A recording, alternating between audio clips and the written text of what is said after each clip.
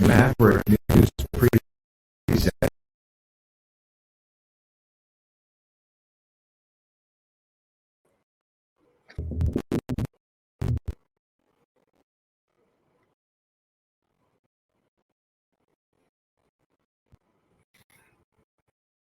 Good evening.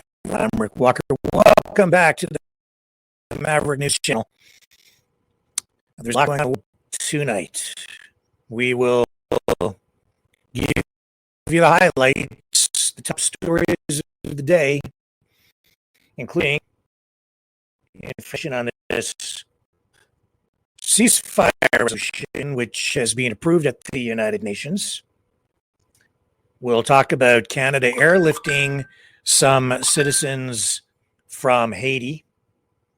China accused of cyber spying on a huge scale by Western governments, including Canada, the United States, UK.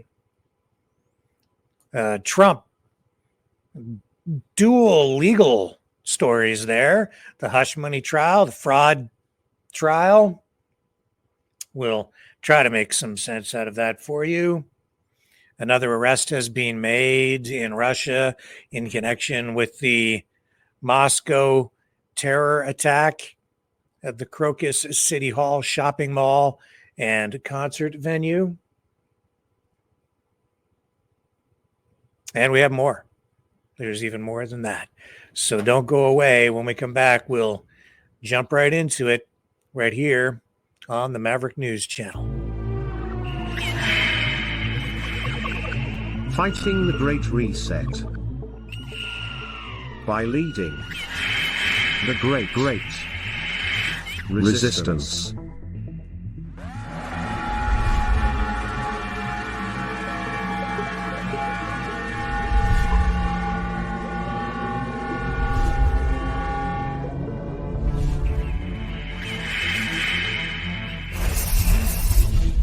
Maverick News. The antivirus programs for your mind.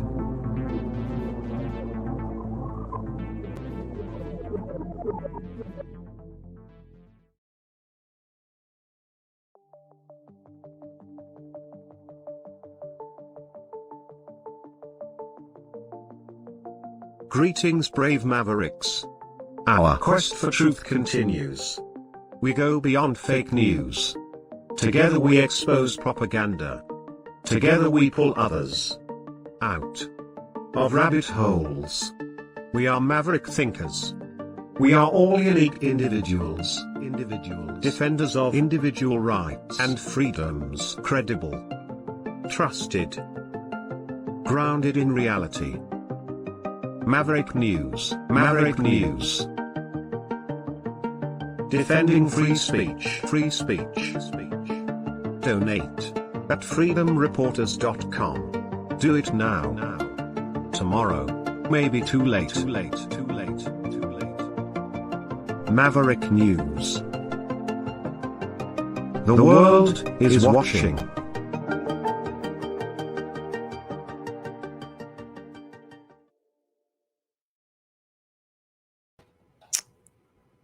Okay, the United Nations Security Council tonight is demanding an immediate ceasefire between Israel and the Palestinian group Hamas in the Gaza Strip.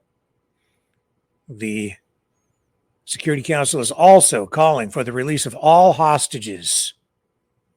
Now, there was a vote at the UN on this, the United Nations Security Council voting. And the reason it passed is because the United States abstained from the vote.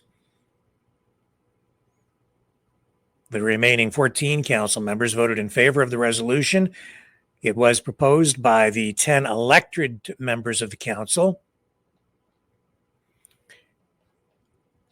There was, of course, substantial discussion around the room.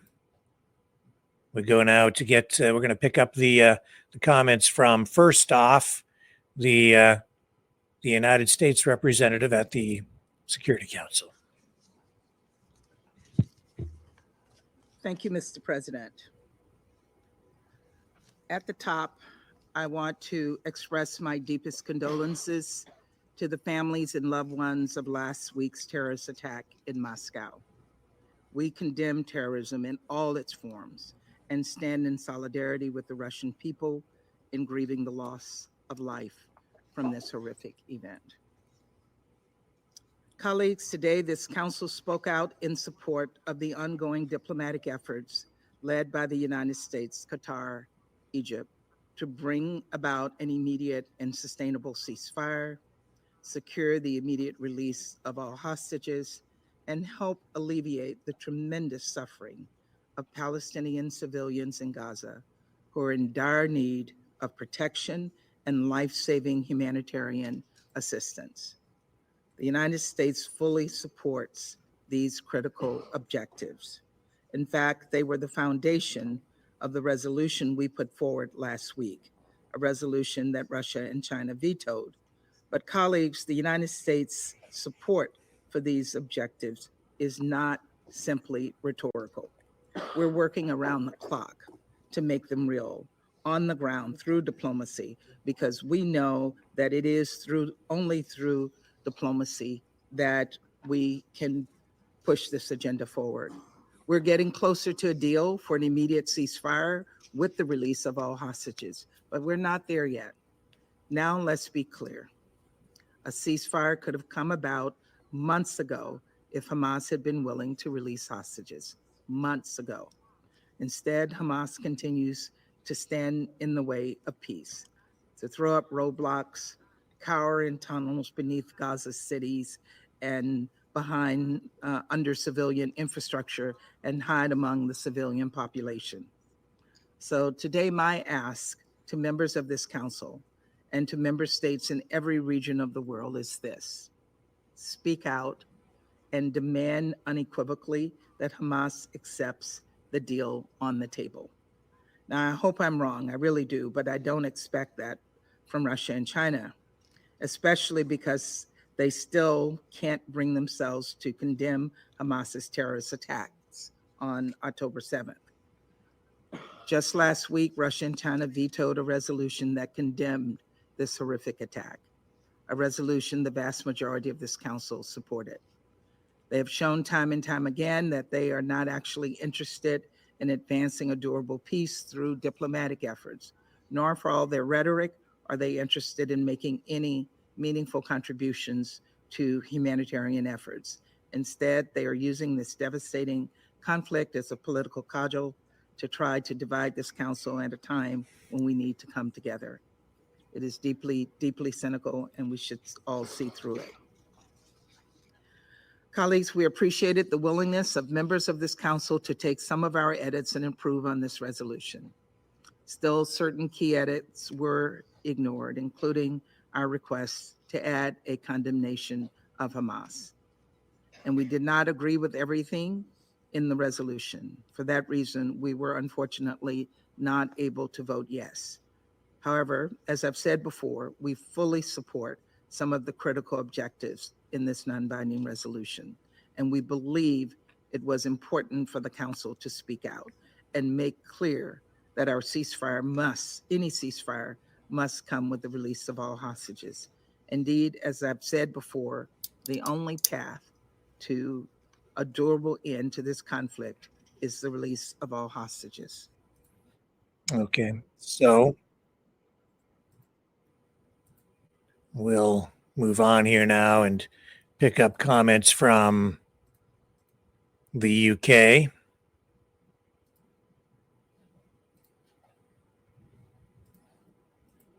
Here we go. President, the United Kingdom has long been calling for an immediate humanitarian pause leading to a sustainable ceasefire without a return to destruction, fighting, and loss of life as the fastest way to get hostages out and aid in. That is what this resolution calls for and why the United Kingdom voted yes on this text. President, Israel continues to reckon with the brutal horror of the October 7 attacks, and innocent hostages continued to be held by Hamas in Gaza. Israel has a right to defend itself and ensure such an attack can never happen again. We regret that this resolution has not condemned the terrorist attacks perpetrated by Hamas on the 7th of October. The UK condemns these attacks unequivocally. This resolution sets out the urgent demand for the unconditional release of all hostages, and we welcome the ongoing diplomatic efforts by Egypt, Qatar, and the United States to this end.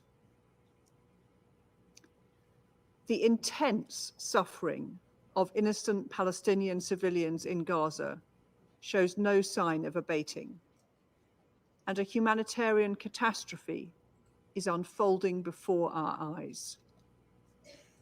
The resolution sends a clear and united message on the need for international humanitarian law to be upheld and for aid to be scaled up urgently, including the lifting of all barriers impeding its delivery.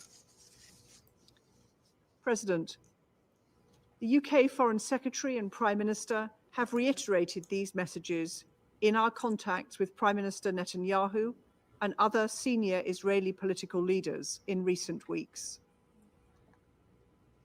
We call for this resolution to be implemented immediately. President, we need to focus on how we chart the way from an immediate humanitarian pause to a lasting, sustainable peace without a return to fighting. That means the formation of a new Palestinian government for the West Bank and Gaza, accompanied by an international support package. Removing Hamas capacity to launch attacks against Israel. Hamas no longer being in charge of Gaza. And a political horizon which provides a credible and irreversible pathway towards a two-state solution of Israel and Palestine living side by side in security and peace. I thank you. Okay. Let's go to Russia.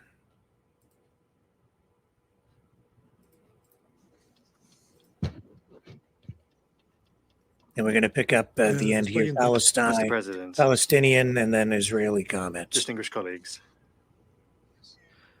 Russia voted in favor of the draft resolution prepared by the 10 non-permanent members of the Security Council.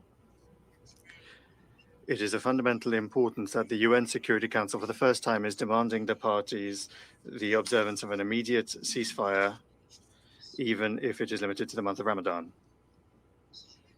Unfortunately, what happens after that ends remains unclear, since the word lasting could be interpreted in various different ways. And that is very telling. Those who are providing cover for Israel still want to give it a free hand. We very much want to believe that this wording will be used in the interests of peace rather than advancing the inhumane Israeli operation against the Palestinians. The wording permanent would be more precise, and we are disappointed that it did not make it through. But nevertheless, we believe it is fundamentally important to vote in favor of peace. Nevertheless, the Council must continue to work on achieving a permanent ceasefire. We also note what is contained in the resolution, the demand for an immediate and unconditional release of the hostages. On the 22nd of March, there was another very tragic day in the history of the Security Council, when through intrigues and blackmail, they tried to put us on the wrong path and to coerce us to adopt a document that not only didn't contain a demand or at least a call for a ceasefire, but essentially was presented, as the permanent representative of Algeria said on that day, as a license for the further killing of Palestinians. Neither we nor our Algerian and Chinese colleagues could allow that. From the first day of the escalation in the Palestinian-Israeli conflict zone, the Russian delegation has been calling upon members of the Security Council to respond to the unprecedented upsurge in violence with precise and an unambiguous demand for an immediate, permanent ceasefire in the Gaza Strip. In so doing, fulfilling its mandate for the maintenance of international peace and security. Today, during the vote on our amendment, we once again saw the true face of our colleagues on the Security Council, and we realized who truly wants to end rather than suspend the inhumane Israeli operation. We would like to point out the following.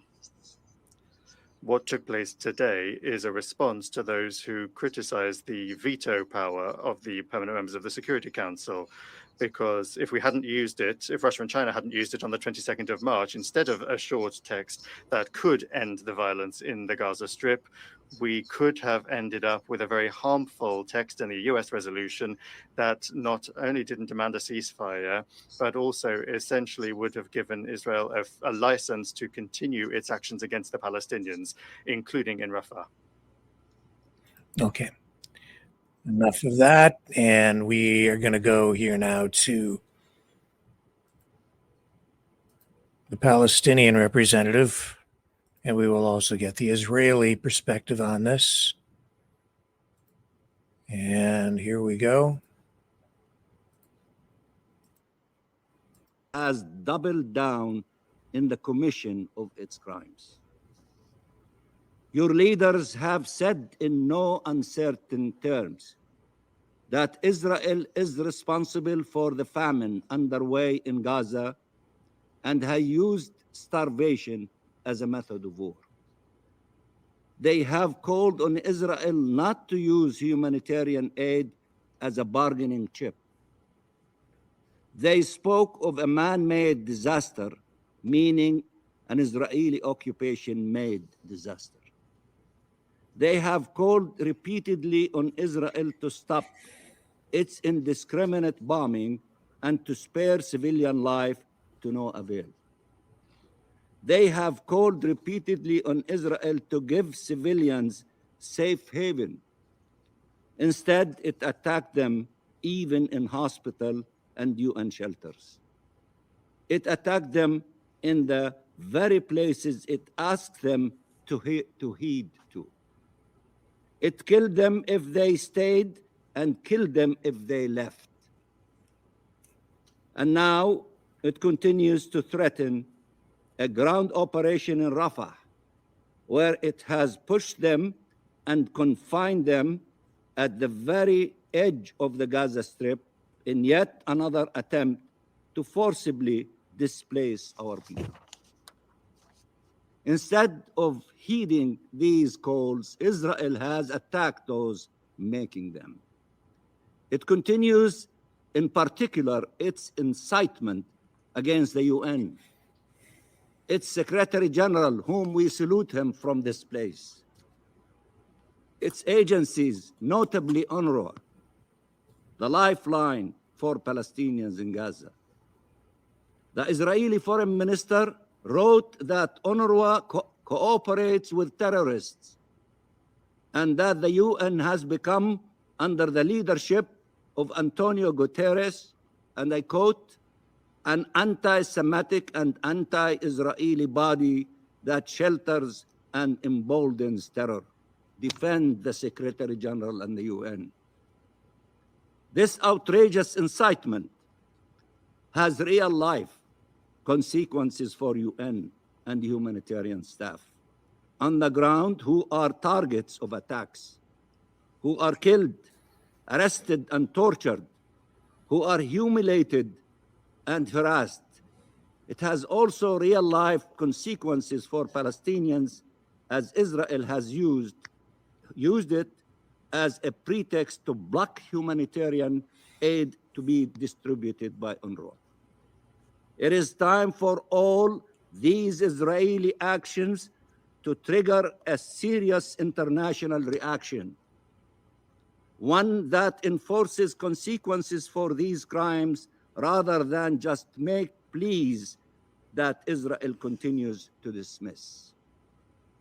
There is no humanity when our lives are treated as expendable. There are no rules without enforcement.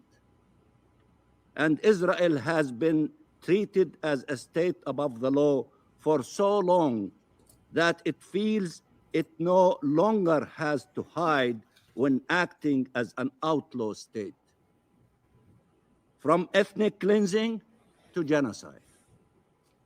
Our agony is caused by Israelis' actions, but also by the impunity it has been afforded, by the fact countries have not taken decisive measures to stop it, and many continue to call it and treat it as an ally even while it is committing such atrocities.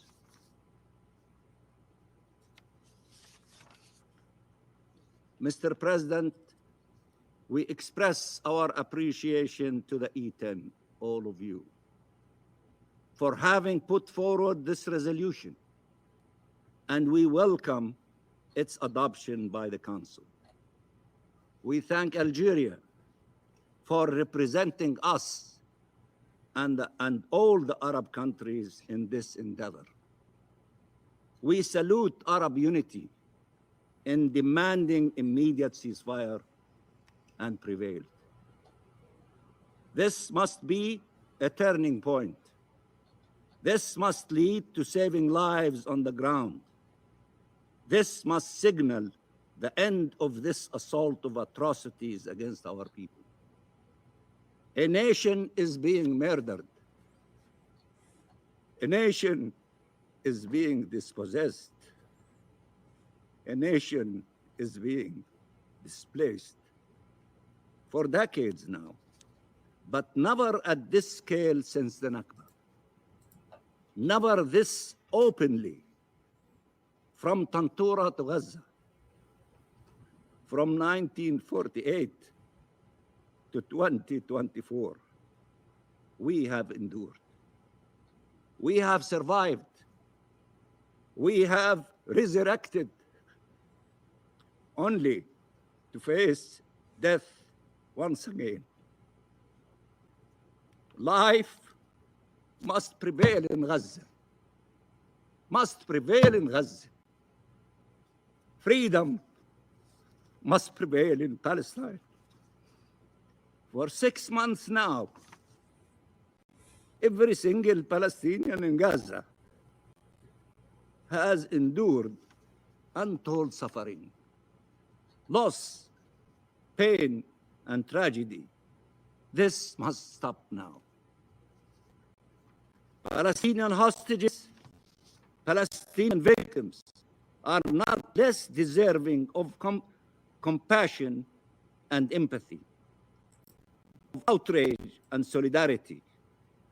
They must be freed from fear, and want, from siege and occupation, from death and disposition. Families must be reunited and start to heal, at least from the wounds that can actually be healed. They must be given the chance to bury their loved ones, to mourn their loss, to rebuild what can be. Even if the ceasefire happened now and the siege was lifted now, it would take generations to deal with the trauma and the devastation. Mr. President, now that this council has finally called for a ceasefire, all forces should coalesce to make sure it is enforced. Apologies to those who the world has failed, to those that could have been saved and were not. Save the lives of those who survived against all odds. Tell them help is on the way. Hold accountable those who inflicted such suffering upon them. End this injustice. End it now. All of this is long overdue. And I thank you very much, Mr. President. I thank the permanent observer of the observer state of And we'll Palestine. go to Israel next, I believe. I now give the floor to the representative of Israel. Thank you, Mr. President. Mr. President, at the outset, I want to express my deepest condolences to the Russian people and to the families of all the victims of the heinous terror attack on Friday. Terror must always be condemned in the harshest terms. The Security Council was justifiably quick, very quick, to condemn Friday's terror attack in Russia, just as it was waited no time to condemn the terror attack in Iran against a police station back in December. Yet still, to this day, the Council refuses to condemn the most widespread and barbaric massacre suffered by the Jewish people since the Holocaust. At least 137 people were murdered at Crocus City Concert Hall in Russia on Friday by radical jihadists. And yes, almost 6 months ago, nearly 400 people were murdered at the Nova Music Festival in Israel by the radical jihadists of Hamas. Why does the Security Council discriminate between Russians murdered at a concert and Israelis murdered at a music festival? Civilians, dear colleagues, no matter where they live, deserve to enjoy music in safety and security. And the Security Council should have the moral clarity to condemn such acts of terror equally, without discrimination. Sadly, today as well, this council refused to condemn the October 7th massacre. This is a disgrace. Colleagues, it was the Hamas massacre that started this war. I repeat, it was the Hamas massacre that started this war. Nearly 6 months have passed, and the Security Council still has not condemned the child-murdering rapists that began this war. The resolution just voted upon makes it seem as if the war started by itself. Well, let me set the record straight. Israel did not start this war, nor did Israel want this war. Israel engaged and withdrew from Gaza 18 years ago. He wanted a ceasefire and coexistence. You repeat here slogans and purport to know for the Palestinians what the Palestinians seek. But this won't make it the truth or the reality. The Palestinian representative here is lying through his teeth when he says that his people want to live side by side with Israel. Why, as you probably know, he does not represent Hamas. He does not represent the Gazans. They did not choose him to speak to even condemn the massacre. He continued to pay terrorists. Hamas, a terrorist organization. They elected a terror organization. Hamas converted every inch of Gaza into a terror war machine, right under the UN's nose. Maybe with the help of initiated ceaseless attacks, thousands and thousands of indiscriminate rockets, missiles at civilians. Today, Hamas is the most popular movement among Palestinians. And according to every poll, the vast majority of Palestinians support Hamas's massacre on October 7th, not only in Gaza, also in Judea and Samaria. This is the reality you should face and you should address. Colleagues, while the resolution fails to condemn Hamas, it does state something that should have been the driving moral force. This resolution denounces the taking of hostages, recalling that it is in violation of international law. Taking innocent civilian hostage is a war crime, and there is no arguing that this is what Hamas has committed. The release of the hostages should have been the #1 priority. When it comes to bringing the hostages home, the Security Council must not settle for words alone, but take action, real action. It is unfathomable that when it comes to releasing the hostages, we still only see inaction. Not a single step has been taken by the Council, aside from symbolic words. Yet, when it comes to the situation in Gaza, the Council rushed to take action. You appointed a special coordinator and established a monitoring mechanism. The Council visited Rafah to see the aid shipments firsthand. And the Secretary General has already visited Rafah crossing twice. Why do our hostages not receive concrete action? What have you done to advance their release? Colleagues, following this Council's adoption of UNSCR 2712 and 2720, which both called for the release of all hostages, Hamas did not stop to even contemplate for even one moment.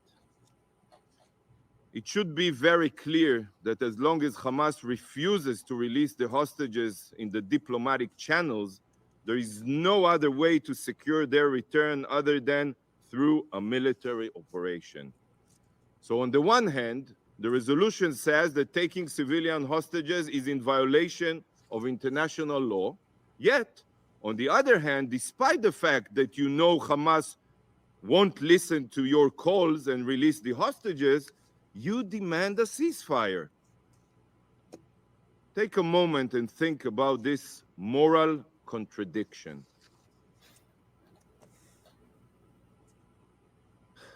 Your demand for a ceasefire without conditioning it on the release of the hostages not only is not helpful, but it undermines the efforts to secure their release. It is harmful to these efforts because it gives Hamas's terrorists, the hope to get a ceasefire without releasing the hostages. All members of the Council, all members should have voted against this shameful resolution. Mr. President, where are these Council's actions? Why don't you designate Hamas as a terror organization?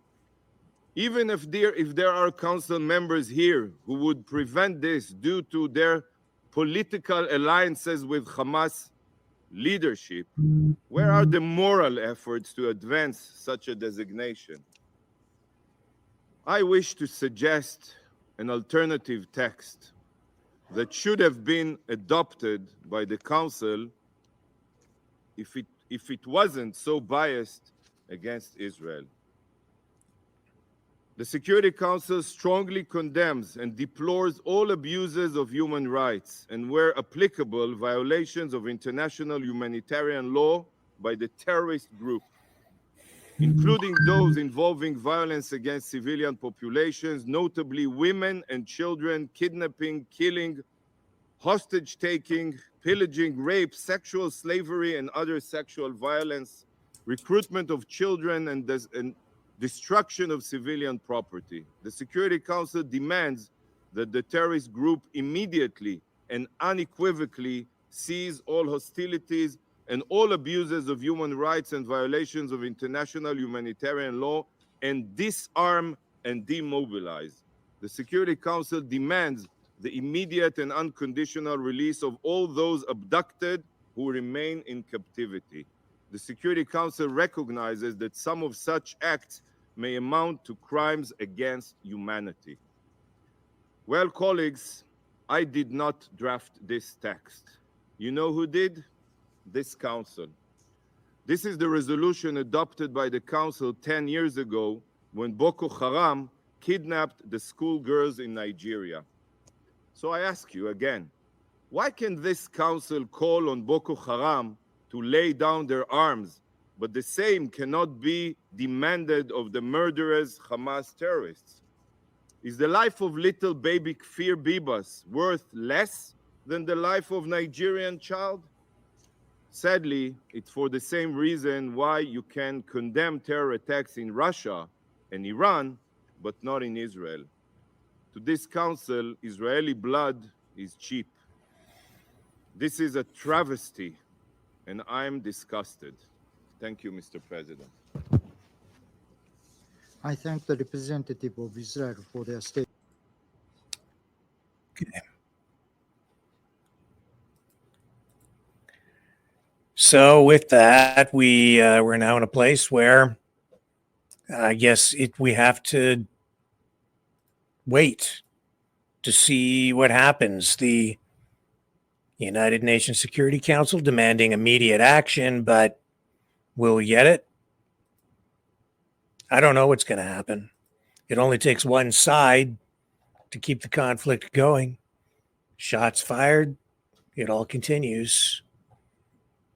You really need both sides in the conflict to agree, want on some level for the violence to stop. I'm not sure we're going to get it.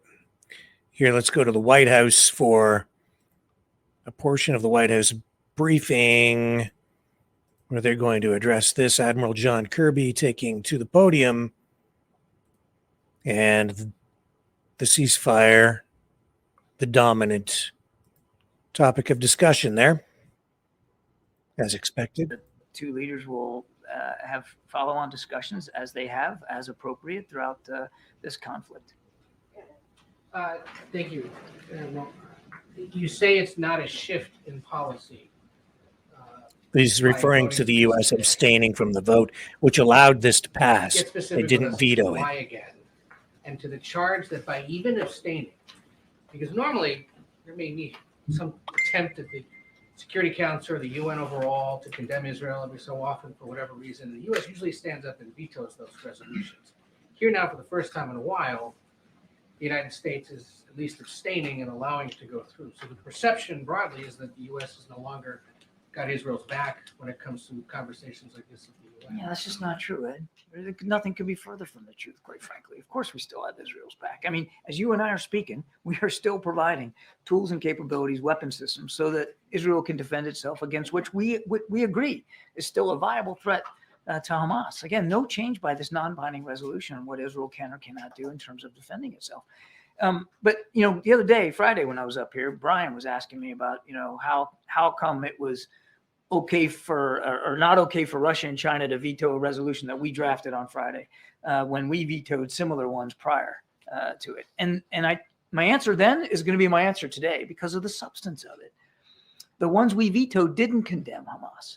This one didn't condemn Hamas, which is why we couldn't support it.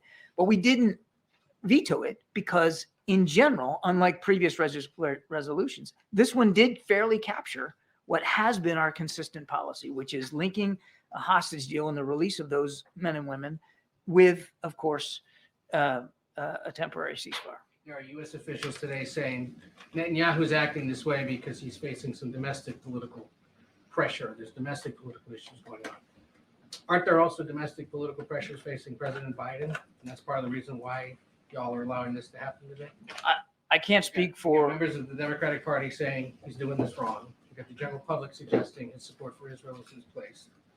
Is that part of why this is going through? No, absolutely not. And I got to take issue with the premise of the question. The president makes decisions based on the national security interests of the United States. And this decision to abstain on this resolution is in keeping with the national security interests of the United States. And quite frankly, it's in keeping with the national security concerns of the Israeli people. Customs and Border Policy, or Border Patrol chief yesterday suggested in an interview that the situation at the southern border is a national security threat because of the roughly 140,000 known gotaways, or those that crossed the border and were detected as crossing illegally. Is that the position of the whole Biden administration, of the White House, that the situation down there remains a national security The president has spoken to this. I mean, he's talked about the urgent need for additional funding for key capabilities at the border. And if you care about the border, if you care about the security of the border, and the president sure does, then we ought to get that national security supplemental passed. That's what that funding will do. There's only so much that he can do through executive action. In order to get more resources, to prevent more people from getting in illegally, you got to have funding. But a national security threat is going a little further than the broad concerns of the president, and more specific. DHS monitors all available intelligence at the border every single day, and we're certainly aware that there could be national security threats that can arise at the border, which is why we're arguing so hard to get additional resources and capabilities down there. Two questions on Israel. I know you said earlier today that the meetings with Defense Minister Gallant weren't necessarily supposed to be a replacement for the delegation that was supposed to come here this week, but how much of those conversations with senior officials naturally become about alternatives to Rafah, what the intent of the meeting was supposed to be this week? Well, I also said I fully expect that Rafah will come up in the context of these conversations, the one he's having with Jake right now. I think he's going over to the State Department this afternoon, and of course at the Defense Department tomorrow. Absolutely, I think we'll have an opportunity to talk about Rafah, but it probably won't be a full replacement for what we were hoping to do with a broader, larger delegation of Israeli counterparts. That said, and I also said earlier today that just because this meeting is now not going to happen doesn't mean that we aren't still going to look for an avenue and an approach to be able to share those alternatives with the Israelis. And following up on what Steve asked, doesn't this whole episode speak to a pretty poor state of relations between U.S. and Israel right now? And how much is the president losing his ability to influence Bibi Netanyahu with everything that's happening? Israel's still a close ally and a friend. The defense minister is here as we speak, just in the other room. We still have a very close relationship with our Israeli partners and with the government in place. As we've said many times, it doesn't mean we're going to agree on everything, and by goodness, we don't. But that's what friends can do. You can disagree, you can have those conversations, but we all recognize how important it is that Israel still be able to defend itself. At the same time, making sure that humanitarian assistance is getting in, civilian casualties come down, we get those hostages out. Thanks, Admiral. Just following on that question, how would you characterize the relationship in specific between Netanyahu and President Biden, since he didn't call President Biden to notify him about the cancellation of this delegation visit? Is their relationship at a new low? I wouldn't describe it that way at all. I don't really have much more to add. I think I got the same question on Friday. These are two leaders who have known each other for going on now 4 decades. And they haven't in the past agreed on everything, and they don't agree on everything right now. But they both agree on one really important thing, and that is the importance of the state of Israel, the importance of the security of the Israeli people, the importance of making sure that an attack like the 7th of October doesn't happen again. But is the president concerned about that Rafah invasion now moving forward in a way he doesn't want it to, since he's not able to have this? We have the same concerns about a major ground offensive in Rafah that we had yesterday and the day before. And just lastly, an administration official said there could be domestic political reasons for why Netanyahu responded in the way he did. Could you elaborate on what those domestic issues in Israel could be? No. Admiral, is it your expectation that the defense minister has with him the kind of operational details you've been looking for on a potential Rafah mission? Do you think he possesses that, and would that likely come up in the meeting? Oh, he's in the top of the chain of command of the Israeli Defense Forces, so we're quite certain that he has enough visibility on what their thinking is about Rafah to be able to share that if he chooses to. Does the president feel the delay of this other delegation meeting that he wanted? Is there a sense that there is an urgency in terms of lives when you're considering humanitarian crisis we've talked about, potential for military operation? Does he view this kind of a delay on that sort of meeting as potentially causing much further harm to those in Gaza or this very delicate situation? Well, there's two ways to approach that. I mean, one is we haven't seen any indication that the Israelis are imminently getting ready to conduct a ground operation in Rafah, and we have not seen their plans for that, operational plans for that. So there's no, just to be clear, there's no sense right now that this is about to happen in coming days.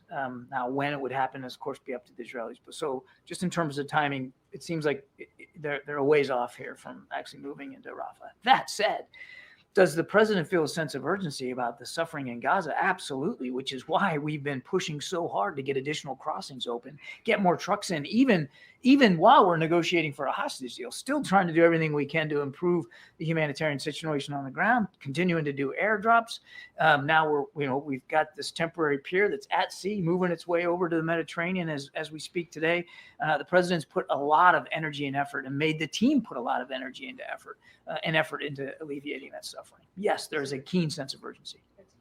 Thank you, Admiral. Now that the Israelis have canceled this visit, is the U.S. moving closer toward withholding or conditioning weapons to Israel? Is that something that Secretary Austin might raise during his meeting with the Israeli Defense Minister tomorrow? I'm not going to get into hypotheticals and speculate about that one way or the other.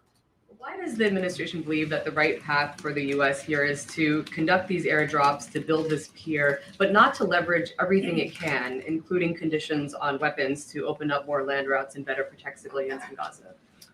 I would take issue with this idea that we're not leveraging everything we can. First of all, it's not a leveraging exercise. It's not about trying to use some sort of power dynamics here with our good friend and ally Israel. It's about helping them defend themselves. I think we need to remember what happened on the 7th of October. Number two, from the very beginning, we have, at the same time as we've been providing them the capabilities, we've also been able to influence some of their decisions on the ground and some of the way they have prosecuted operations, and including increasing the amount of humanitarian assistance that gets in. It's not enough. I recognize that. A lot more needs to be done. But we believe you can do both at the same time, and that's the approach that we've been taking. John, on this resolution that the U.S. abstained to today, that was within the power of the United States to block, the Prime Minister said it gives Hamas hope the international pressure will allow them to accept a ceasefire without the release of our hostages. Is he wrong? Yes. Does the U.S. still have leverage to change language of future resolutions now that this language, without the Hamas component, has been put into place? Well, let's see. I mean, there's just voted on this non-binding resolution today. I don't know of additional text that's coming, but we'll take each one in turn. And quickly on the border, is the administration still considering executive action on the border? I don't have any announcements to make with respect to executive action. I would remind that this argument that the president hasn't taken executive action or is just not true. He has kept American troops down there at the border. He has worked as commander in chief with the government of Mexico to improve their ability to try to stem that flow and to go after fentanyl traffickers. I mean, it's not as if he hasn't, but there is a real limit that what really needs to be done, if you really care about the border and stemming the flow, is additional resources. And the president can't just sign those into being. You got to have funding behind that. You have to have a checking account for that. And that comes from the power of the person. That comes from Capitol Hill. So is there nothing more that he can do outside of I'm not going to get into anything more he would or wouldn't do. I certainly won't get ahead of the president's decision space on this. But the idea that he hasn't taken executive action when warranted is just not true. He has. But there is a real limit to executive action in terms of what's needed down there. What's needed is funding more than anything. And again, for all the people out there expressing concerns about the border, number one, we share those concerns, which is why the president put, billions of dollars into a national security supplemental to give the Border Patrol, to give the customs courts additional resources. You got to have funding for that. Some of these meetings aren't proceeding this week. Can you help us understand what the American position, what the alternative is? What would you have suggested to the Israelis? Well, because I think we're going to still continue to try to have those conversations. I'm going to let those conversations happen before announcing it from the podium. Can you tell people when those conversations might happen? Are these through the regular channels? I wish I or could. Is there hope of talks happening? I wish I could right now, but I mean, this decision just happened in the last couple of hours, so we're going to have to see where it goes. Is there any circumstance that the U.S. would support a Rafah operation in the future? Are you ruling it out entirely, or are you ruling it out? We've been very clear. We don't believe that a major ground operation in Rafah is the right course of action, particularly when you have 1.5 million people there seeking refuge and no conceived plan, no verifiable plan to take care of them. We've been very consistent on that. Thank you so much. On the non-binding thing, the UN Secretary General said after the vote, this resolution must be implemented. You say it's non-binding, so who is right here? And if it's non-binding, if, as you say, it does not change anything, why has the administration blocked so many pretty similar resolutions in the past? Because they didn't condemn Hamas. I've said that repeatedly. It doesn't condemn Hamas either. Because they didn't condemn Hamas, and because they also just called for a ceasefire with no linkage to the hostages. This one, the reason why we can't support it but didn't veto it is because it does link hostages and a ceasefire, which is in keeping with our policy. And on the binding thing, is it binding, non-binding? It's a non-binding resolution. John, Steve asked this question earlier, but what was the president's personal reaction to the Israeli delegation canceling their trip, given that he had personally requested that they make this trip to Washington? I have not talked to the president, so I don't have his personal reaction. On the UN security. Okay, so I think that's enough. We're seeing that it is a non-binding resolution. That means it doesn't really have any teeth. Now, at least not beyond reaction, a response from the public, from you. How will the world respond to this? What kind of pressure internationally? What's public opinion going to bring to bear on this?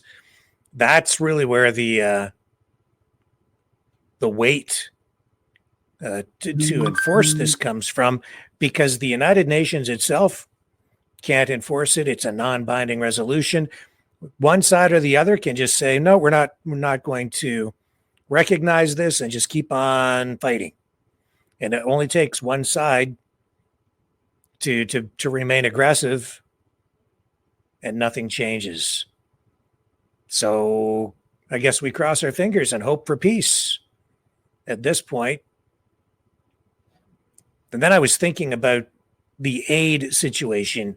You know, the United States kind of gets it on the chin here, in my view.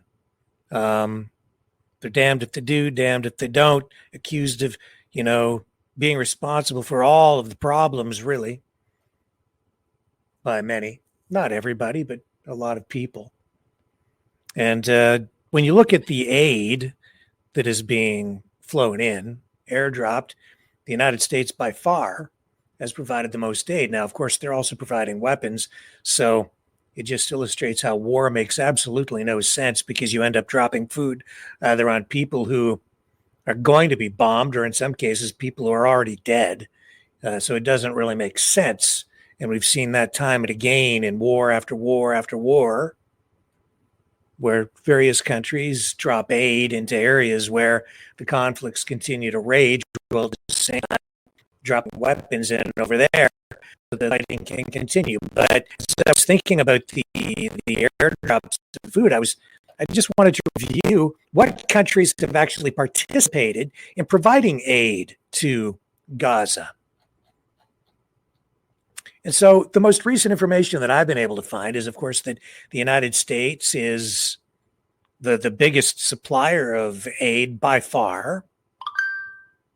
And we're looking at a couple of methods for transporting that aid in at this point, which is by land via trucks, which is very slow. And in some cases, and in a lot of cases, they're being blocked from getting in by Israel for security concerns and military considerations, I guess.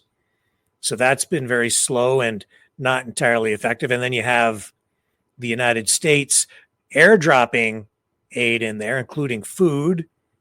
But even that stuff is inspected before it's airdropped in. So by air, the US, Jordan, Egypt, France, the Netherlands, and Belgium have been dropping aid into Gaza this month. The first aid drop by the US on the 3rd of March was carried out with Jordan's Air Force, and that included 38,000 meals, C-130 cargo planes were used. And then, of course, the U.S. took another public relations hit when some people were apparently killed when pallets of aid actually landed on some civilians. So I guess the best of intentions wound up with tragic results. Clearly not intentional. So I'm just looking at those are the countries this month that have been sending aid into Gaza. It makes me wonder where some of these other countries sitting around that room at the UN, where are they at with all of this? Why aren't more countries stepping up? If it's, I'm just, wondering why is it always left to the US, to the UK? I know that earlier on, Russia did send some aid, for instance, but I'm not seeing any indication that aid has been forthcoming more recently. Now, the information I have may not be entirely thorough. Russia may be providing more. I don't know if China is stepping up to the plate here. I'm not seeing any indication of that in any information that I looked up today. But a lot of virtue signaling going on all around the world, and yet it really is apparent that the aid going in is both inadequate and coming from only a handful of countries. I think that's that in itself says a lot to me. I don't know what it might say to you. But let's move on to other news. I think we've addressed that adequately for this evening. It's just a waiting game now. Wait and see. Will this result in an actual ceasefire?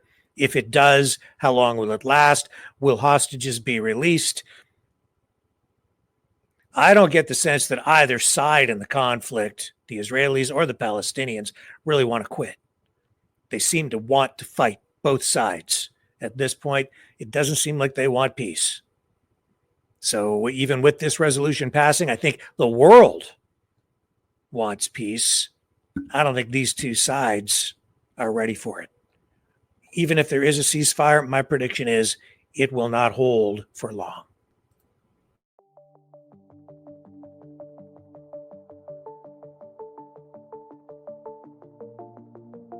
Greetings, brave Mavericks.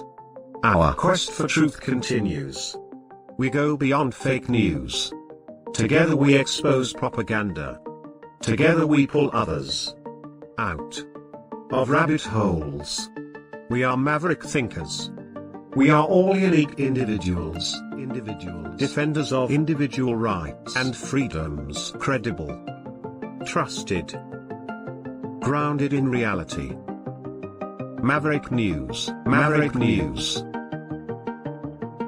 Defending free speech. Free speech. Donate at freedomreporters.com. Do it now. Tomorrow may be too late. Maverick News. The world is watching.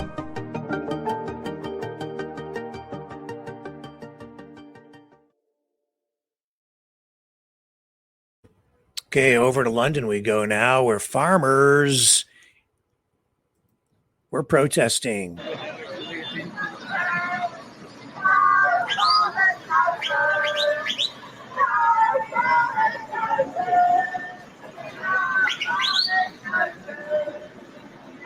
They drove tractors in a slow motion convoy towards Parliament, protesting post-Brexit rules and trade deals. The farmers say that these deals endanger their livelihoods and food security.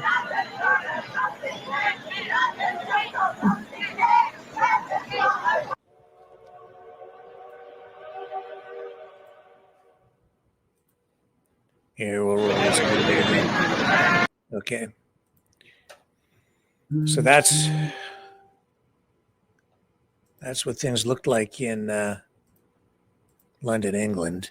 We saw a whole line of tractors, many of them flying Union Jacks or signs that read "Stop Substandard Imports," referring to food imports, of course, agricultural imports. Now, Britain hasn't really seen large-scale farmers' protests like we've seen in other countries like France and some other European countries. Farmers from 27 different European Union nations have been protesting at various times against what they see as unnecessary bureaucratic rules, clean air, soil targets, restrictions on the use of fertilizers, of course, all of it government-driven, concerns from government or apparent concerns about climate change. The farmers say these policies, these globalist policies, are driving them toward bankruptcy.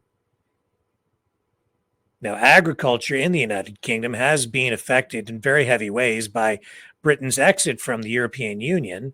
It took Britain out of the bloc's free trade zone, and sort of complicated rules for farming and trade between different EU countries.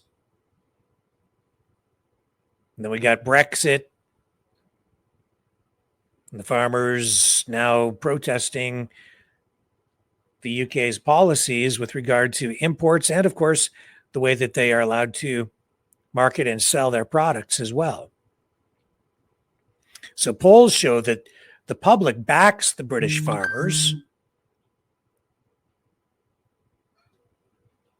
and they want high standards for the agricultural industry. They also, though, indicate from recent polling that they support local producers, locally produced, domestically produced produce, foodstuffs. And the farmers are just saying these trade deals for agricultural products between European nations and the UK are decimating the farm industry, their livelihoods, putting everything at risk. Now, in another breaking news story tonight that is developing, rapper Diddy's Los Angeles home has been raided. Homeland Security swooping in. This in connection to a sex trafficking investigation. They've raided a number of Diddy's homes. He has more than one, apparently.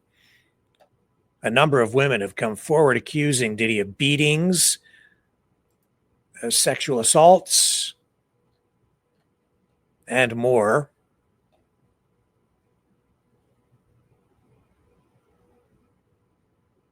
And we have footage here from one of the scenes. I'll share it with you here now.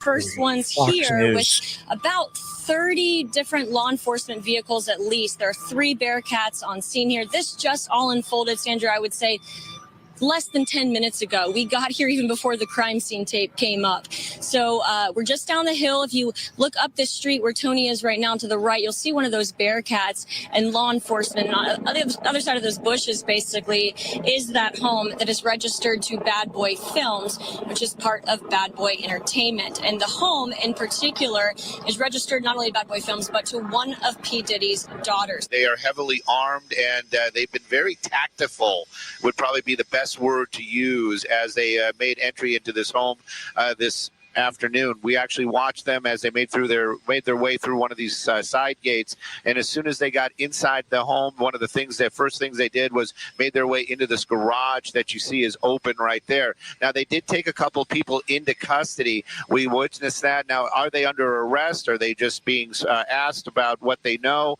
That I can't answer, but I can tell you there's 3 people right there that were taken into custody, were inside that home at the time of the raid. We did see a bunch of investigators going in, making the raid in there and clearing that as well. So they're going to do a thorough search as they conduct this raid. And so far, Stu, from what I understand and from Haley on the ground there, they have not seen, and we have not seen from our vantage point, any sign of Sean Combs, the 54-year-old who is believed to be the property owner of this.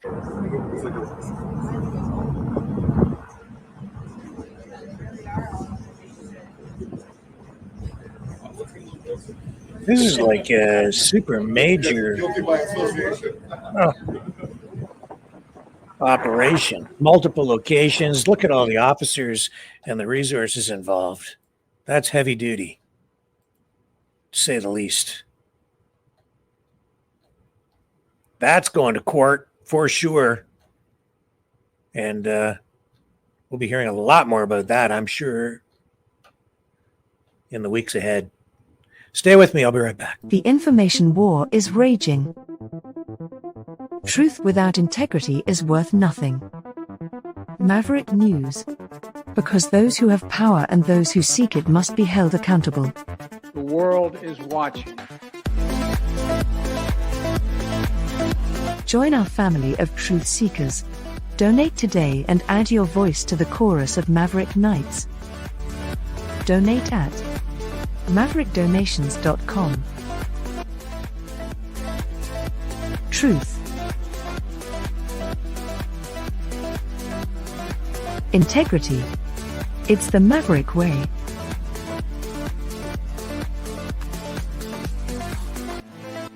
Maverick News. The world is watching.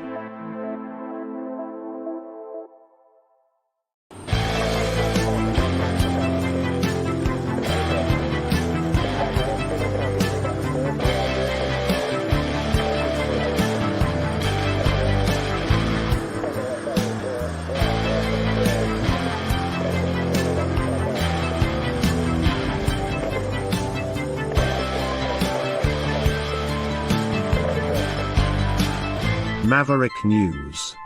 Fighting for freedom. Okay, so in other news, the United States, the United Kingdom have accused China of being involved in a huge spy campaign. So U.S. and British officials today filed charges and have imposed sanctions after accusing Beijing of cyber espionage, a coordinated campaign. U.S. and U.K. officials are alleging that this campaign affected millions of people and targeted lawmakers, academics, journalists, and companies, small, medium, large, including defense contractors. Authorities have identified a group, a hacking group known as Advanced Persistent Threat 31, or APT 31, calling it an arm of the Chinese Ministry of State Security.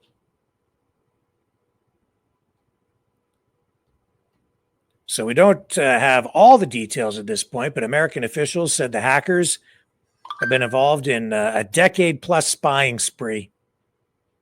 as they described it, which they say compromised defense contractors, dissidents, and a variety of U.S. companies, including companies involved in steel production, clothing, textiles, energy. Some of the targets were also providers of mobile phone services, mobile phone equipment, 5G mobile phone equipment specifically. And even the spouses of some senior U.S. officials and lawmakers were targeted.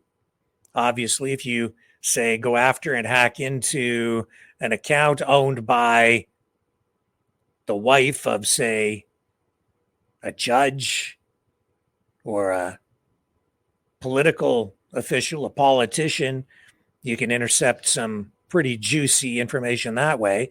You don't have to tap into the phone of the public official directly. You could go after the wife, right?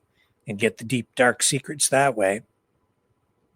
So in this indictment, which was unsealed today, against 7 of these alleged Chinese hackers, U.S. prosecutors said in court that the hacking resulted in the confirmed or potential compromise of work accounts, personal emails, online storage, and telephone call records, which belonged to millions, literally millions of Americans.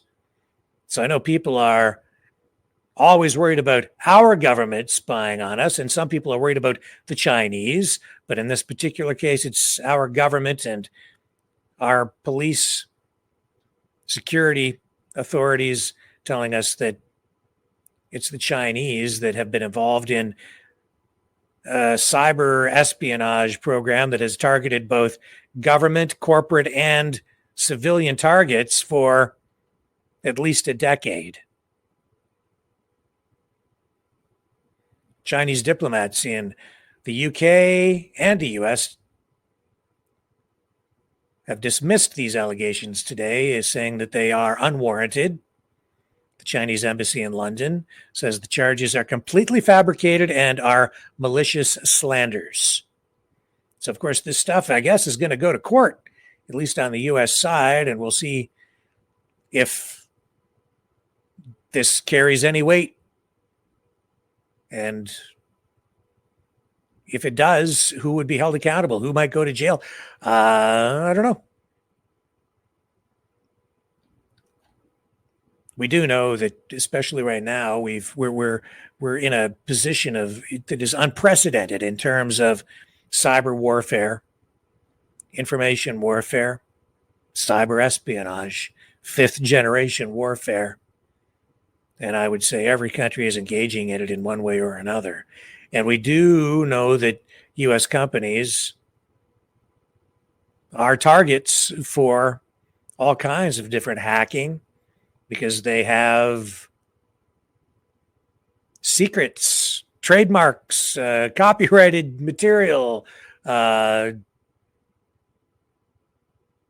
patented information, designs, technology, especially defense contractors, which would be privy and would be protecting military secrets.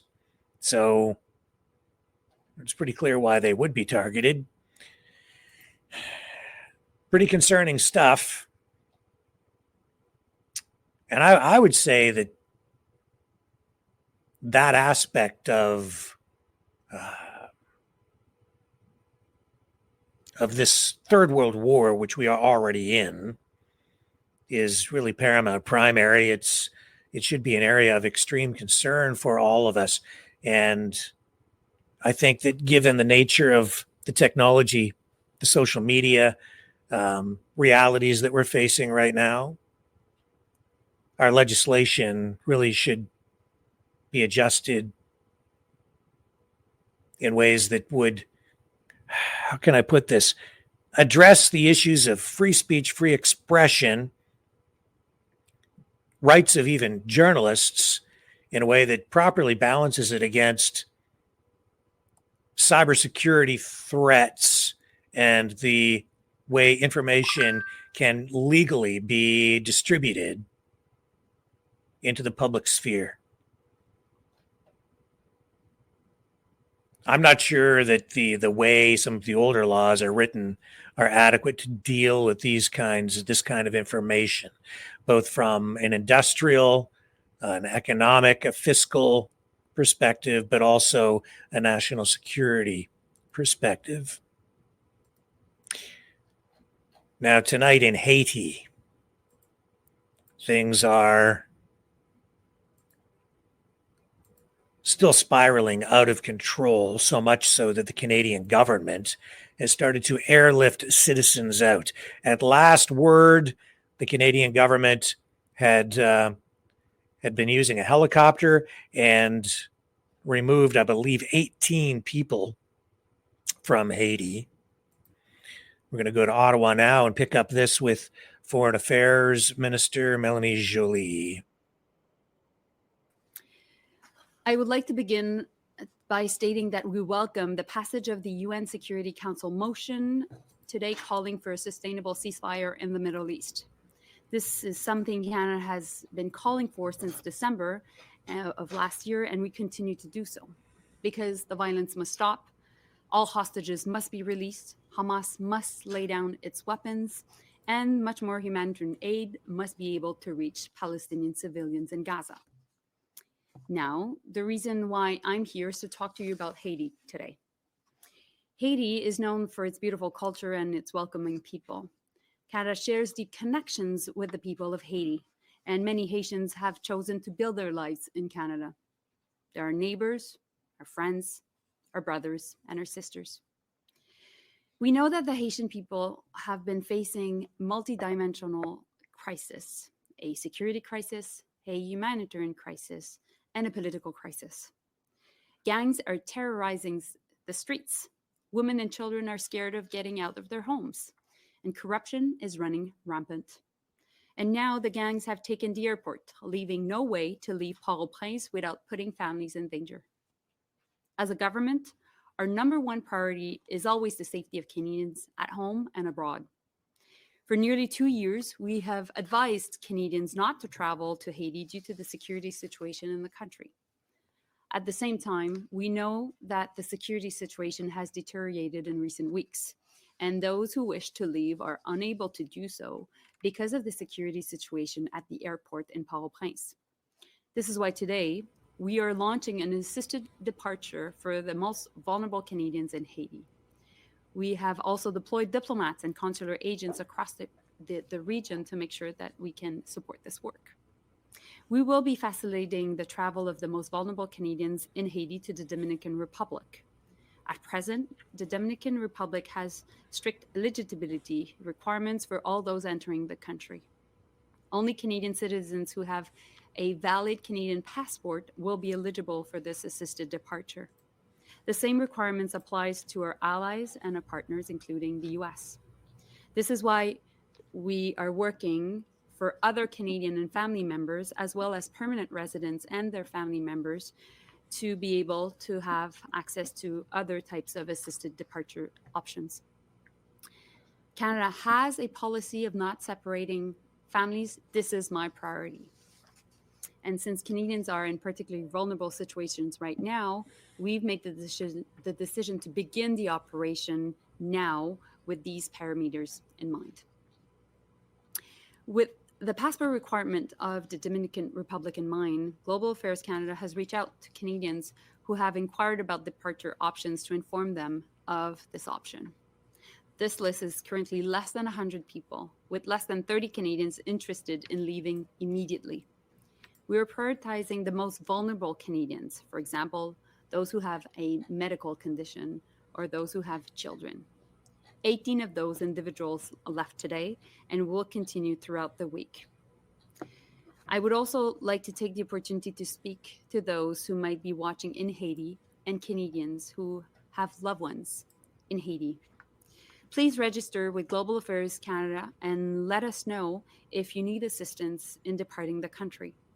The information to do so can be found on my social media or on the Global Affairs Canada website.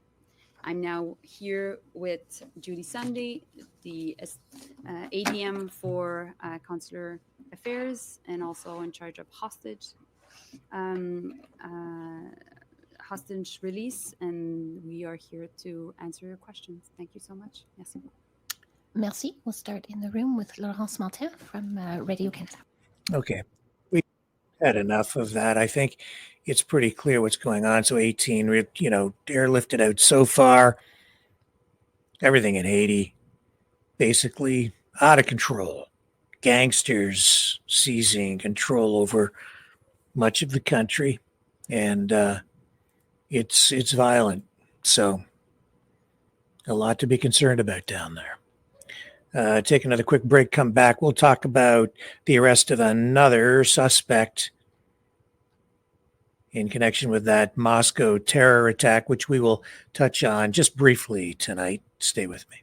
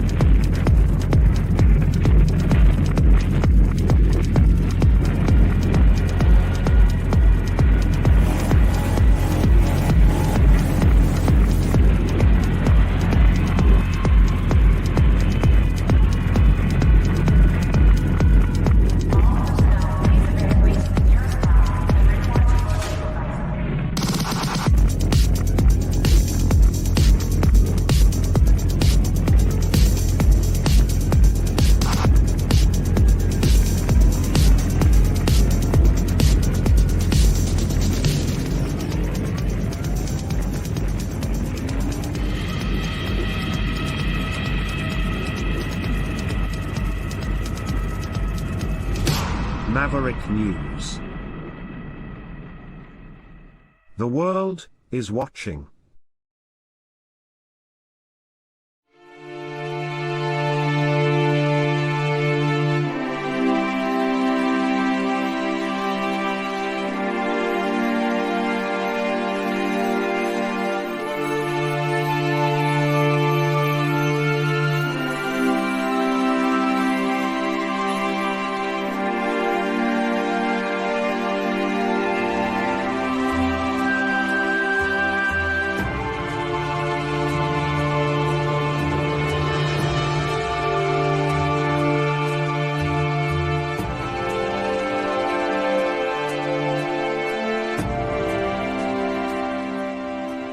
Maverick News. The world is watching.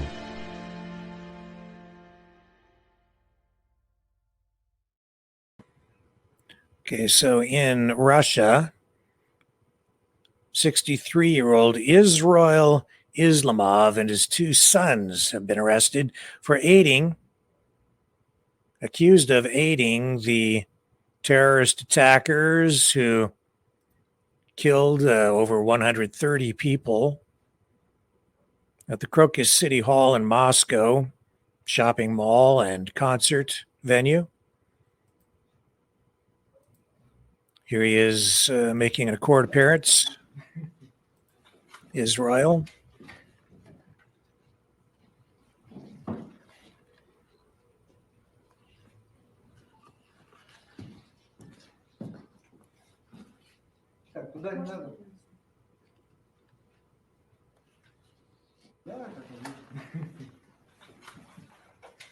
Looks like something might have happened to his eyes. Looking a little black. I wonder why.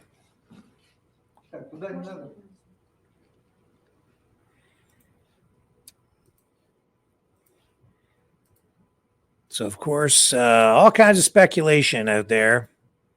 A lot of people making a lot of claims that, like, they know what happened. I don't know how. Some people just seem to be clairvoyant, I guess. They've got it all figured out.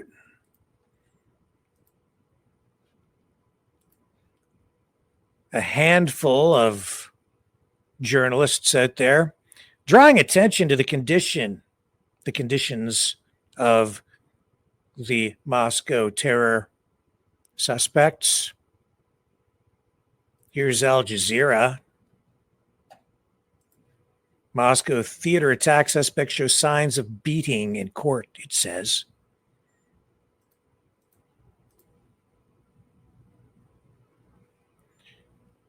Hi, I'm Ashley. Let's pull this down for a moment. So just as I say, a handful of,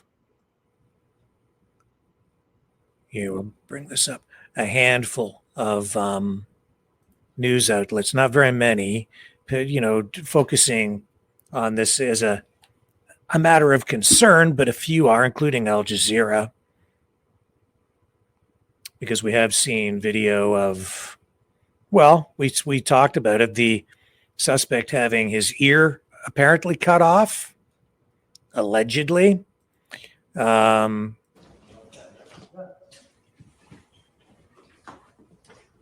paraded into court here. This guy here, basically unconscious, wheeled in. The Al Jazeera caption here: the men, all citizens of Tajikistan, showed signs of severe beating. The men, all citizens of Tajikistan, all severe beating.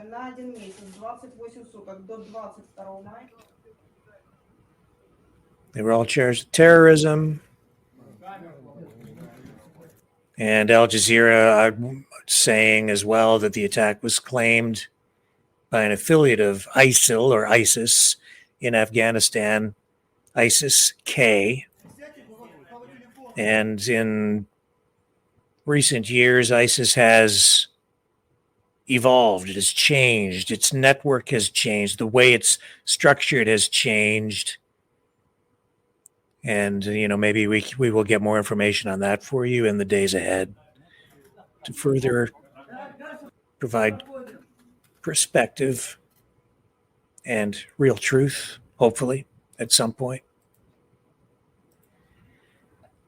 And we did see, video that was released by Russian authorities that some journalists are saying is of extreme concern because of the way the prisoners have been treated.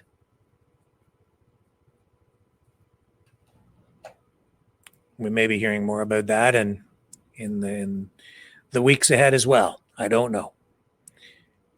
As I say, not a lot of people focusing on that and giving it much attention, but a few. The Trump cases, 2 Trump cases. There's the hush money case, which he's dealing with, involving hush money over the Stormy Daniels thing, which is back in court again. And then there's the fraud case, where he was ordered to pay hundreds of millions of dollars. That amount now reduced and delayed, the amount that he has to put up for a bond, to 100 and what was the amount? 100 and, oh my goodness, 130 million now instead of 400 and some million. Something, it's somewhere in that range. And he's been given a little bit more time to come up with money. But if he's not able to, come up with this cash, it's putting his real estate assets, his assets, period, in jeopardy, because they can be seized and sold in order to pay his fine. So Trump's not in a great position, but this was a big win for him in court to get the amount lowered that he has to come up with right away. And also it's a win because it gives him, I guess, a little bit more time. So we have reaction from Donald Trump on this tonight. He says that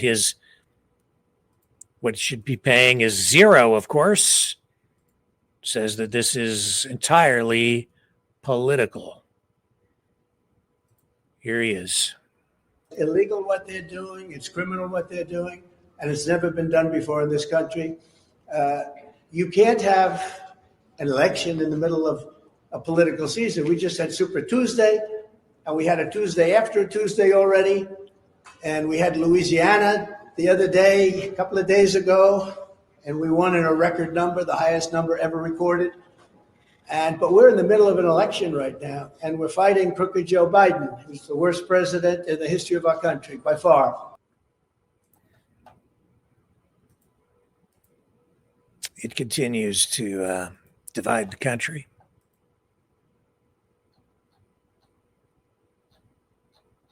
So there's so much to go with these cases. I honestly have trouble keeping track of it all. And I'm kind of at the point with it, just to be frank, where there's so much of it going on, all this litigation, all this lawfare, that it's hard. It barely holds my interest anymore. It's just part of the background noise for me. But if it finally morphs into something extremely substantial, then I guess it will get more of my attention. But so far, right now, it just seems like political theater. It's hard for me to get terribly focused on it and to inject much of it into the newscast. There's so many cases that you can't even keep the information straight anymore from one case to another. It just gets to be confusing. But he could even lose his golf course over this, because if he's not able to come up with the cash, they'll liquidate stuff. So the appellate division first department ruled today that Trump can post a bond in the amount of $175 million to cover the $464 million judgment while he appeals the decision. So this was decided by a panel of 5 judges. Trump was given 10 more days to come up with this $175 million. In this order, it says, and I've got it up here on the screen finally, it is ordered that the motion is granted to the extent of staying enforcement of those portions of the judgment, 1, ordering disgorgement to the Attorney General of $464,576,230.62, conditioned on defendants' appellants posting within 10 days of the date of this order and undertaking in the amount of $175 million. It's all summed up basically in 2 pages. Huge news for him, really. It's a big win because it gives him some breathing room, and he might actually be able to come up with the cash now. And of course, he's asset rich, cash poor, so to speak. And I don't know. It's probably not easy to sell a major building or a golf course in the space of a couple of weeks and get the market value for it. When you're put under that kind of pressure, I think you're looking at a fire sale, essentially. Got to move it, got to get the cash, got to pay my fine.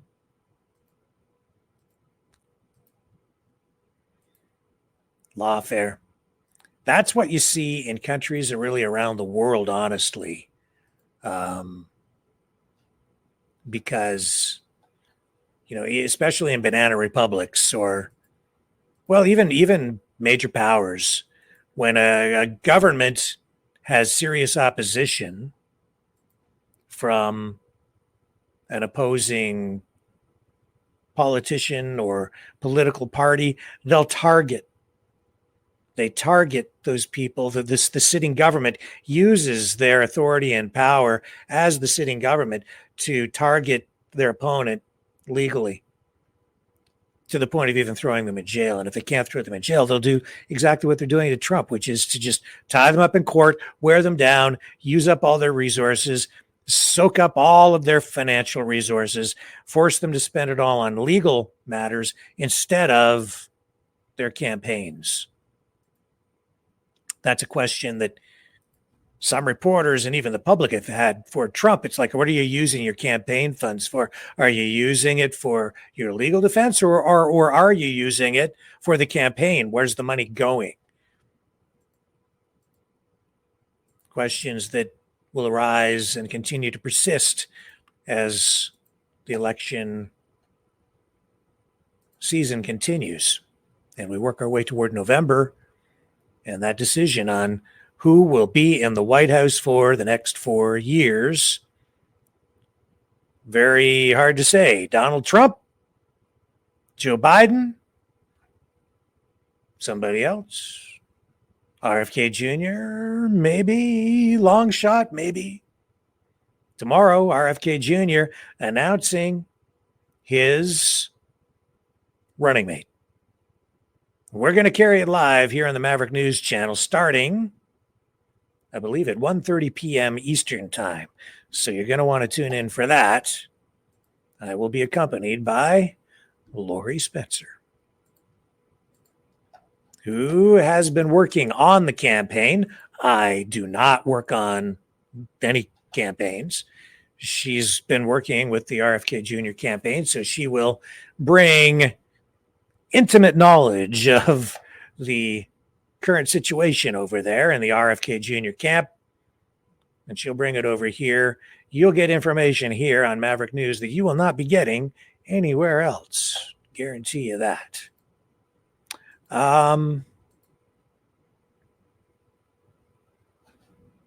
What else do we have tonight? I think we've kind of got most of the heavy-duty news covered. Maybe we'll go to the phones here in a few minutes, or maybe right away. I think we can do that. But, I don't know if I want to talk about some of these stories that we've been dwelling on or focusing on so much over the last week. The Moscow shooting, the situation in Gaza. Let's maybe try and focus on some other topics, some other stories tonight. Call in. Let's, I'll try and prompt you guys, help you out with some subject matter that we can maybe talk about. But if there's anything else on your minds, and I can't say that we're necessarily not going to talk about that stuff, but I'd just like to try and move on and cover some other topics because there is a lot of other stuff going on in the world, right? So let's see if we can do that. Here's the number to call. Okay, Mavericks, it's call-in time. Join the conversation. Call now, 1-519-401-1373.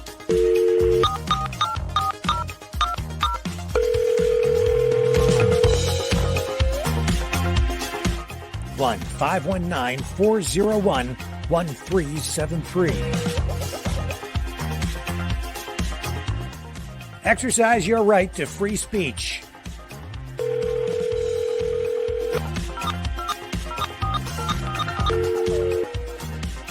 That's 1-519-401-1373.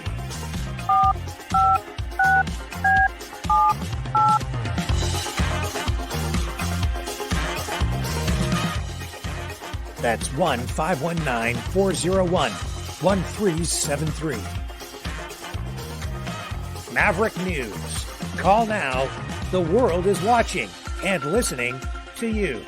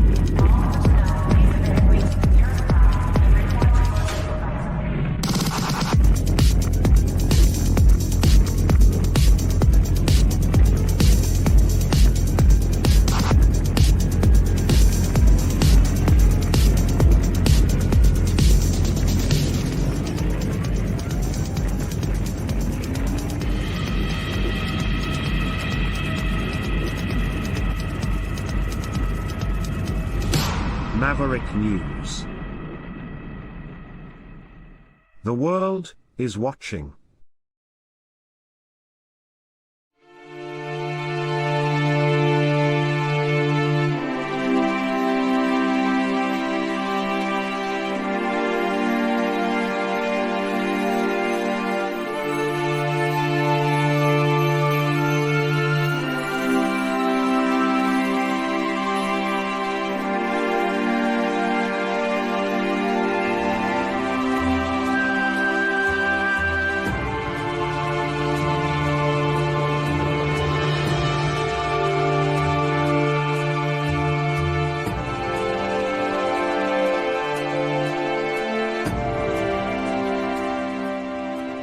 Maverick News.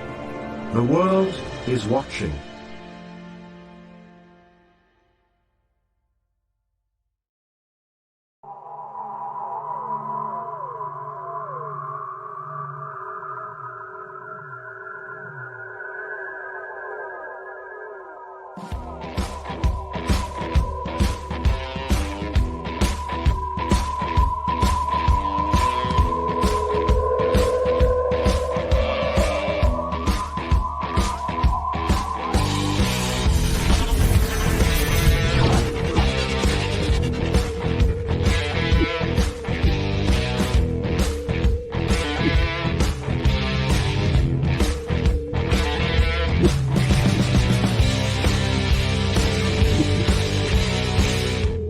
Maverick News. The world is watching.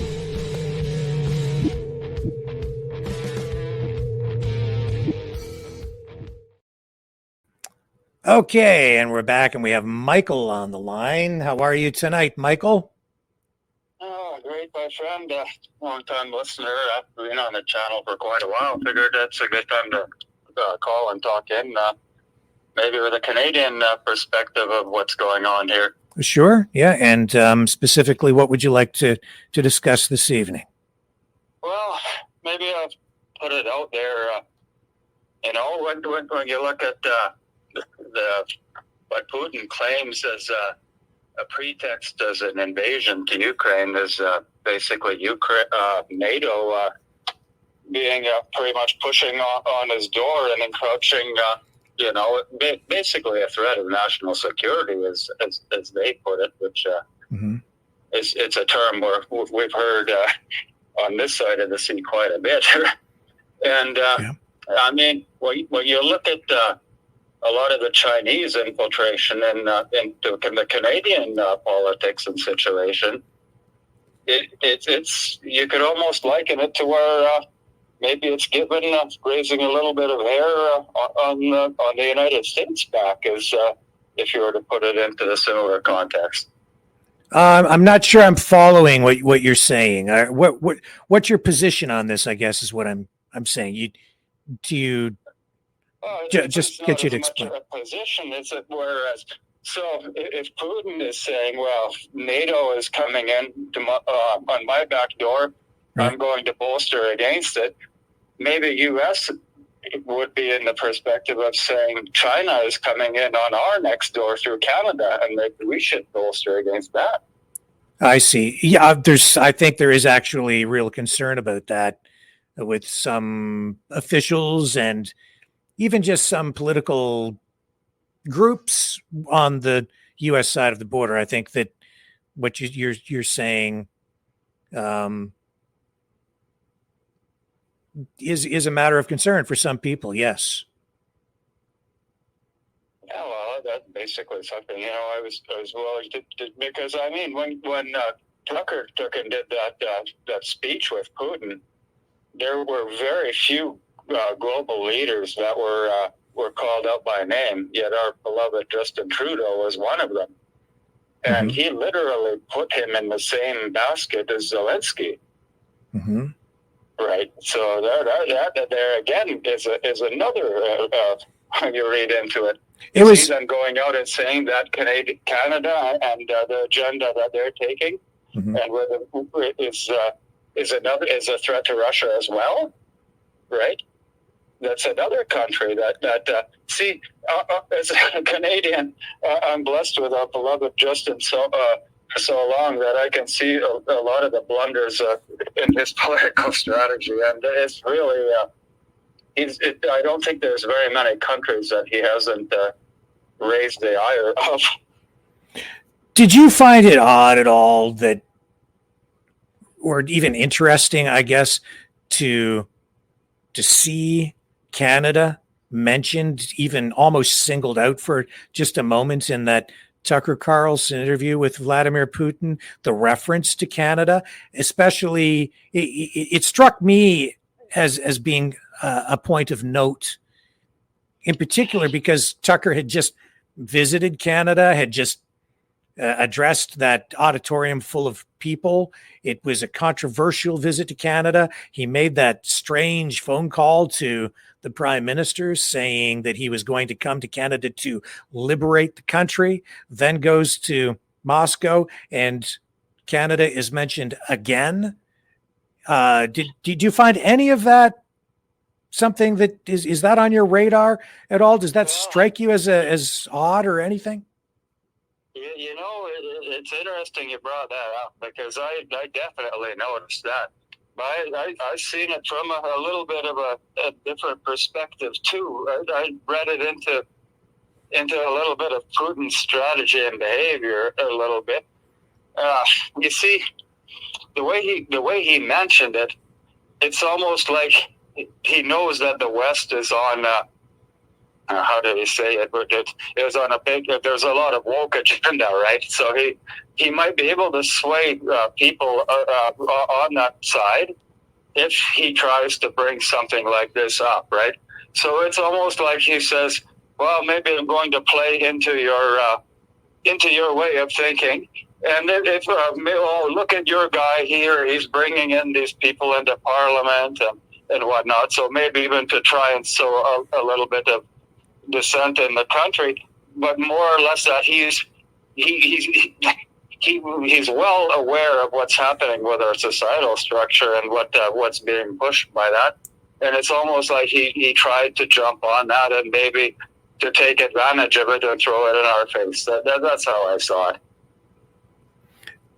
Okay, so we've also seen on the U.S. side references to possibly even invading Canada. You've seen, what's his name there, the young guy, Jackson Hinkle, say that he would like the United States to come up here and basically invade Canada and take it over.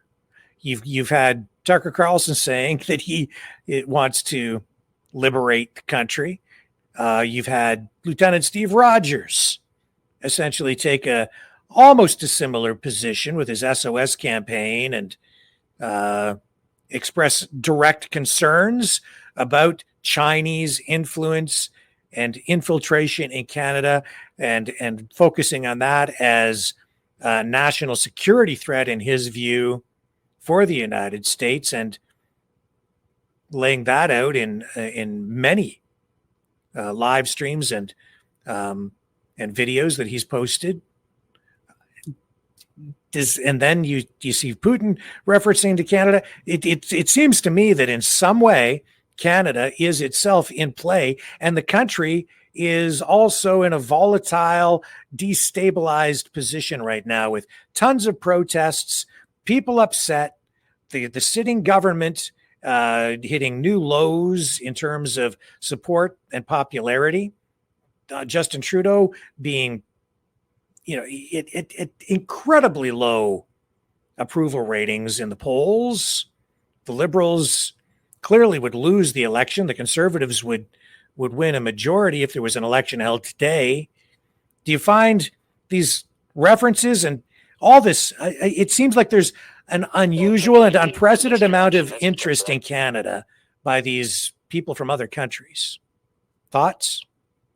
Well, it is a convenient distraction or a focal point, right? But when you look at it globally, I mean, we take something as simple as one of what they pushed through here, so a firearm agenda, right?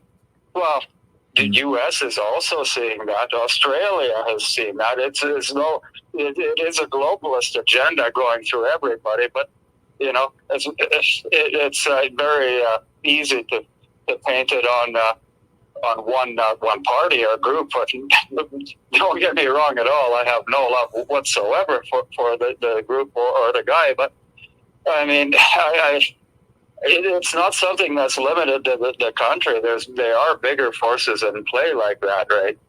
And that's how I see it. Is we can't just focus on him. I mean, even if we do get Pierre Poilievre elected, we might see a halt to some of those regulations, maybe a reversal of a few, but mark my words, half of them will stay. And you know very well that government is very reluctant to give up any money or any control that they have, regardless of the situation. Mm-hmm. So, how do you feel about having the United States take over Canada? I don't think it's honestly a solution for anything. Violence and mass or force it's been a temporary solution, but it never wins it in the end.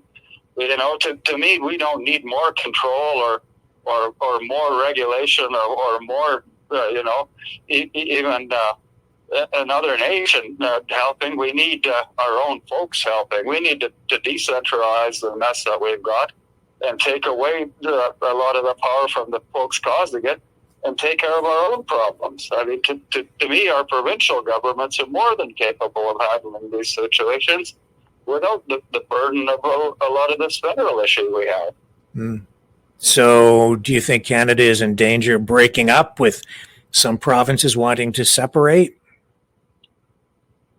I could see that working a lot better than I could have definitely a foreign invasion. I mean, there's always been talk of being an Albertan myself, right? There's always been talk about Saskatchewan and Alberta and Montana and that, right?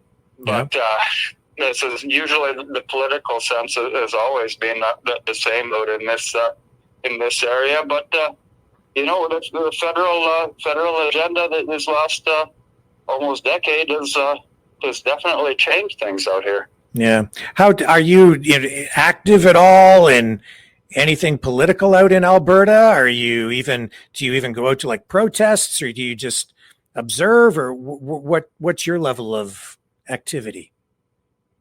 Well, I definitely make my voice heard. I don't do anything, public, but it's. I definitely try to influence a few people and whatnot, and I'm in a rural area, so it's, for a lot of the folks are in the same mind. It's not as though there's that much to be done here, and you probably think, get out there and do something. More to make your voice heard or whatnot. But we've seen we know what Christia and her band of folks is up to out here. So there's still folks in court from this area trying to deal with peaceful protest years ago, right? Mm-hmm. Mm-hmm. So it's a difficult choice to make to get your family into. When you decide to do something like that. So just bottom line for you, is Canada going to survive, or is it going to break up, and we're going to see some sort of separation take place? If you'd like my idea of what would happen, it's a little bit different than what I think is going to happen, but I don't think it's going to break up. In all honesty, the demographic has been shifted to the point where it can break up. You look back to the referendum back in Quebec, and back in the day, there was close. What was it, 1-2% that they had back then, Rick? They almost, were free of Canada, whether it was right or wrong. They almost had that vote, right? They did.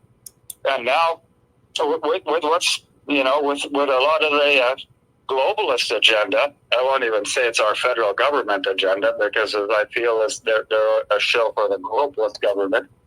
And if you were to have that same referendum vote in Quebec right now, do you think they would even hit 40%, 35%? I don't know where we would be. There are some very strong feelings on the issue of separation in Quebec and in Western Canada. I think the country is very unstable right now, but where the vote would end up on it, I have trouble gauging that, because I'm sort of in my own little political bubble here. And I really at times have to step outside that bubble to try to get a wider perspective on things. My perspective is skewed because I have people from within our Maverick family here who are around me all the time, right? So I'm seeing that proportion of the forest. I don't see always the larger sense. So as I sit here right now, I'd need to find a way to get a wider perspective on it to figure out where the mood of the nation really is. I sense that it's very unstable and very emotional people who do want to separate, but I don't know if they have enough. Yeah, that separation is very confusing. Very confusing term. There's a separation from Canada doesn't mean we can't separate from the federal structure we have. There's a big difference, right? That's true. If all the provincial leaders were to sit down and say, look, we've had enough over this structure. We're taking our control back. We're reforming a Canada 2.0 without the burden of this federal overhead. Look, this system was put in when we had monarchy and you needed a horse and a cart to send a message across the country. You know, love him or hate him, Donald Trump proved one thing very well. You can reach the whole country and more with one tweet. So why do we have the burden of all of this overhead? I mean, this stuff has been around for centuries. I mean, they changed the anthem on us, the English part, of course. Well, why can't we look at reforming this system a little bit? If those provincial ministers could sit together and say, okay, we're going to scale this federal role back to make it more of like the monarchy, more of a role where it's a figurative role. The provinces are going to take care of taxation, okay? We're going to put a flat tax on everything, the same in every province. You're not going to be able to cheat it. Whenever you make a transaction, it's going to be taken off, 5%, 7%, whatever. No more income tax, period, right? That money stays in the provinces. They don't have anybody telling them how to spend it. They don't have anybody telling them how to manage it. They're local, and they're accountable to the people in that area, okay? I mean, I don't have that many solutions, but that's kind of what it couldn't really be that much worse. I mean, our military has been defunct to the point that poor folks, where the technology is so outdated, where if we had any sort of foreign incursion into Canada, U.S. would take over immediately as a threat to national security. So why? I just don't get it, right? It's federal, and then the money they funnel out of the country with all of this federal agenda, it's just not beneficial to any of the provinces.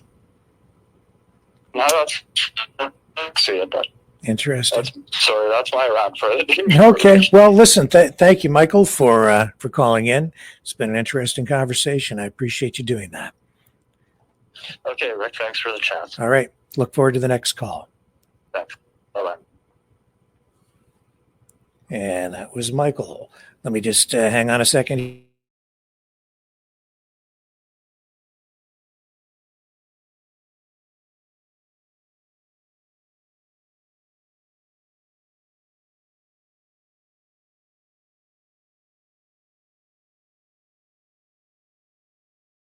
Here. Okay, we have Sandy on the line here next. Hello, Sandy. Welcome back to the show. I didn't quite hear you there, Sandy. What'd you say? I said, how you doing? Well, I'm doing just fine. It's great to hear your sunshiny voice on this sunshiny. It's Monday, right? Well, I call it Munya. Munya? Well, I'll tell you, it was Manya. Well, I don't know what the weather was like where you are today, but it was just one beautiful day here. It was gorgeous here. It was sunny and 8. There was no flurries, no squirrels, no protesting. No squirrels, no knife yielding. Knife fighting squirrels. Well, I said squirrels, no squirrels. which we saw on on the program last night with the squirrel in the tree with a knife. Yes, she brought that video for us. That's hilarious. The knife fighting squirrel. Yeah, well, it's fighting the night of nights. oh my. Well, clear blue skies here today. I was out. Here too. It was gorgeous here today. It was very nice today. It was like 8 degrees. I just had my rain hat on, and I'm like, okay, I'm just going here now. And tell people what part of Canada you're in. I'm in the Kawathas. Okay. And for our American friends, would you explain where that would be on a map? That would be north of Toronto, about 4 hours. Okay. All right. So there you go. Yeah. So what did you want to talk about tonight besides the weather? Oh my gosh, I've been like following you forever. Mm-hmm. And you have the most amazing topics on your show. It's called the news. It's called, I call it the new news. I think Isabella would agree with me on that, the new news. Oh, you know what, Sandy? I've got a story that I want to share with you and our viewers tonight. This made me laugh this morning, okay? Go for it. Okay.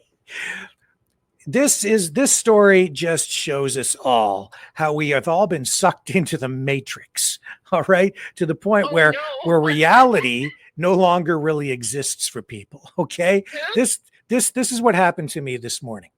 I worked very late into the night last night. So I got up a little bit late, but somebody came to my door, and it's a client of mine who wants some computer work done. So he knocks at the door, rings the doorbell.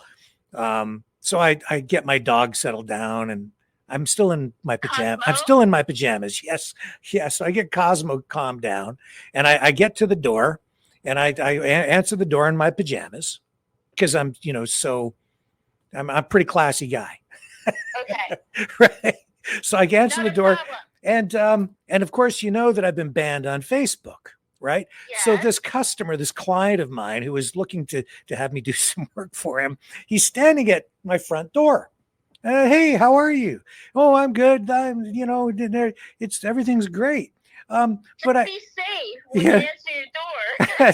But he says to me, how do I get a hold of you? And I said, what do you mean? He goes, well, how do I get a hold of you? Mm-hmm. I'm standing there.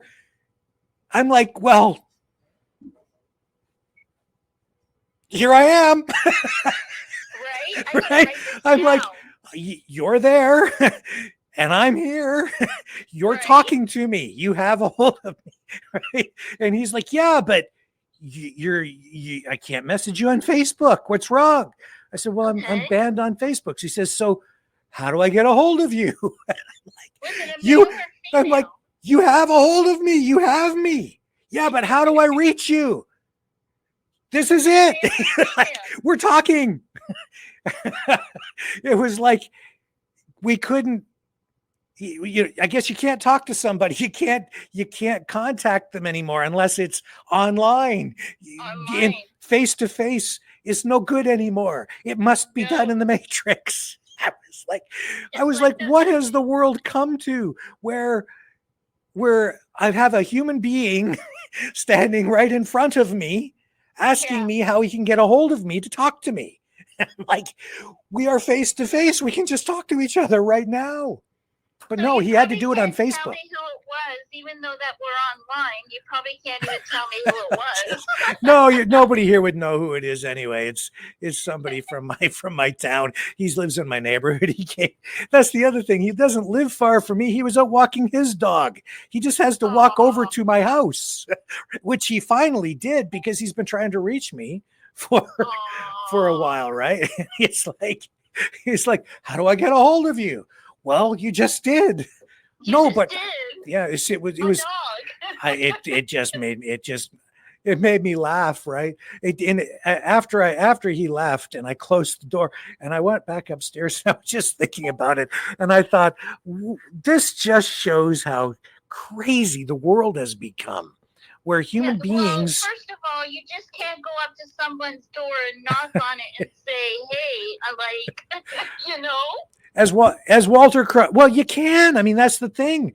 You absolutely can. You can come to my door and ring the doorbell. People leave their doors open, and it's like you can walk in at any time. Not that I would, and there's nothing wrong with it. Just how do I get a hold of you? Well, Walter Cronkite, I know. yeah. Good Well, night. see that as Walter Cronkite would say, folks, that's not news, but that too is reality.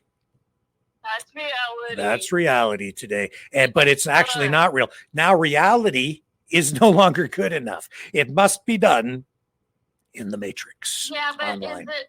Yeah, well, you know, like that's kind of iffy these days and times. The way everything is going, and you know, you just have to just know your neighbors. Yeah, and like Just be friendly. it was like it was like I was. What was it? Was it like I was not real? I was just like some, weird manifestation appearing in front of him, an apparition.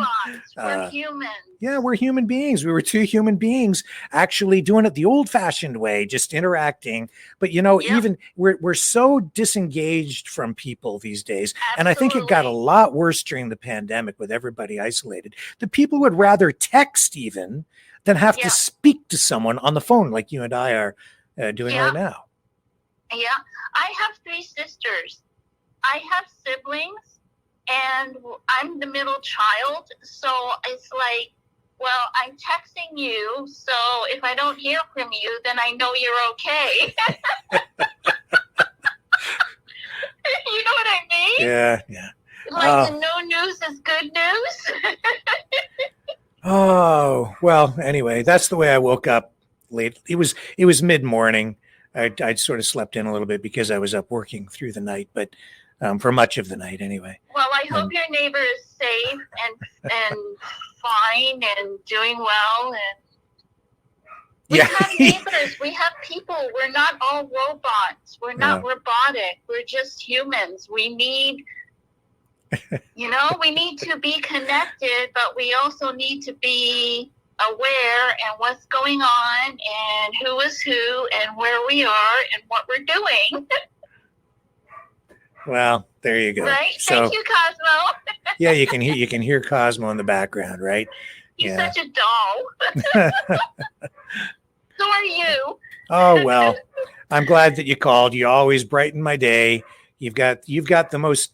Your voice is full of sunshine, and I love to hear it. So thank you. I just called in to talk about protesting because this protesting stuff, especially in Toronto, like I was born in Toronto, and it's got to stop. It's got to stop. You know what? They're bringing too much into it, too much emphasis in the protesting and the negativity. And it's got to stop. It has to stop. Whether you know who doesn't like it, whether you know who likes it. You know what? The United States, the president of Biden, he's old. Yeah. He's just old. I want to see some new people come in to presidency and clean it up. It's just too much. We already went through a pandemic 2-3 years now. It could be coming back. I don't want to come back to another pandemic. Me either. No. Yeah. I don't want it. It's just we need to know our space, our boundaries. We need to be safe at all times.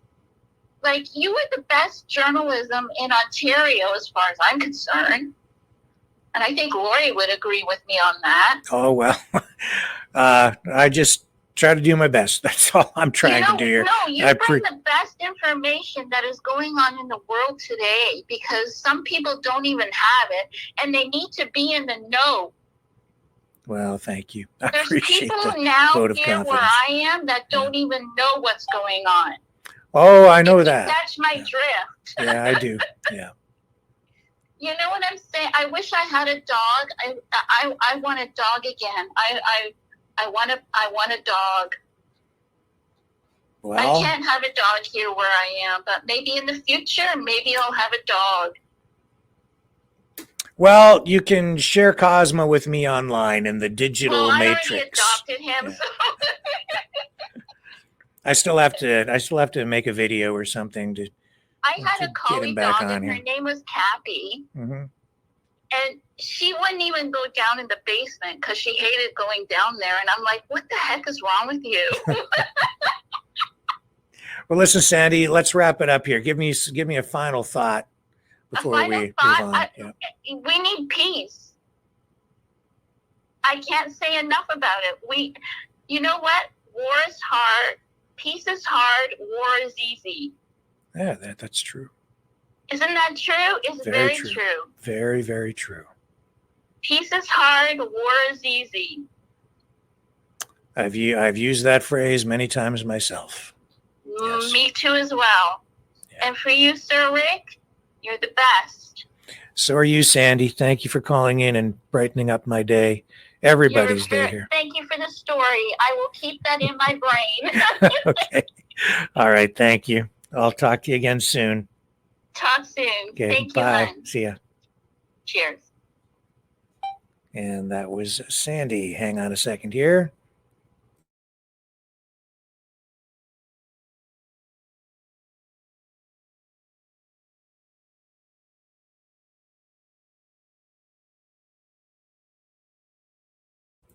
Okay, folks, we're going to take a quick break here. You can call in at 1-519-401-1373 and exercise your right to free speech tonight here on the Maverick News Channel.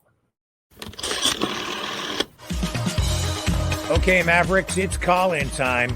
Join the conversation. Call now, 1-519-401-1373.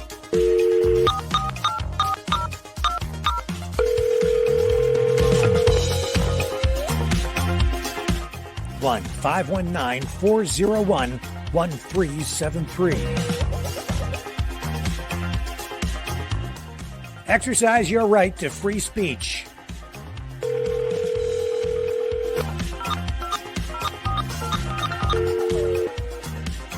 That's 1-519-401-1373.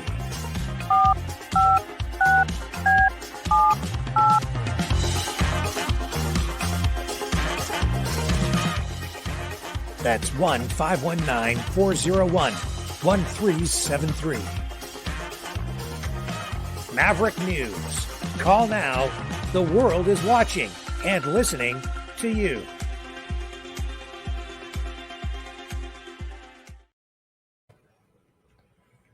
All right, we're back.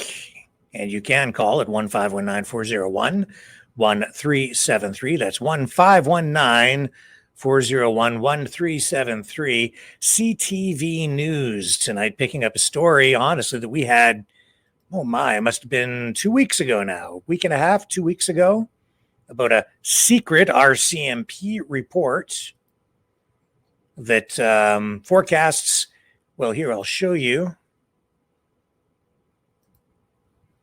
what they are saying about this online tonight. Forecasting a bleak future for Canada.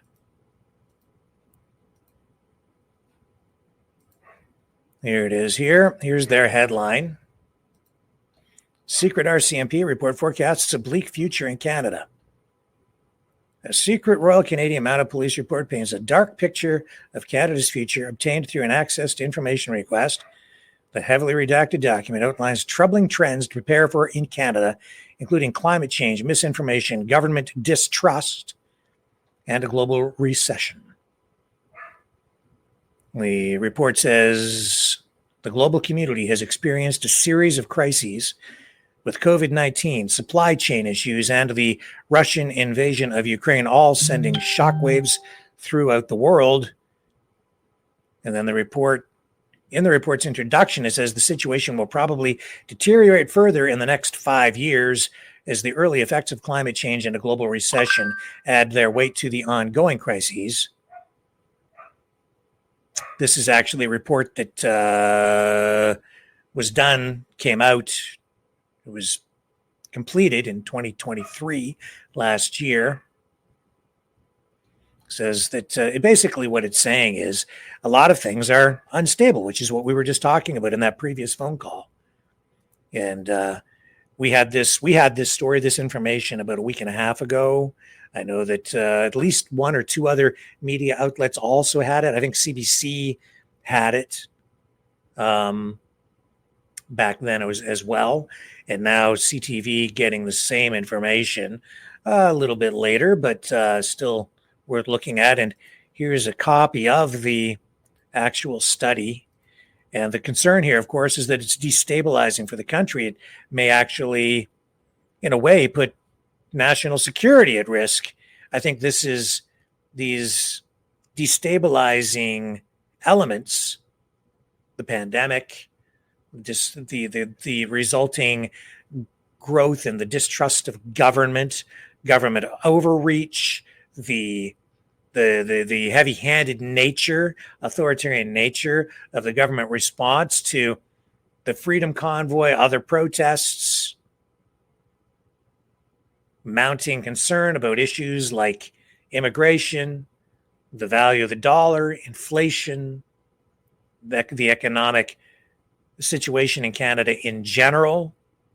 All of these concerns very destabilizing to the point where this report, which you see right here, says that Canada may actually be in some sort of existential jeopardy.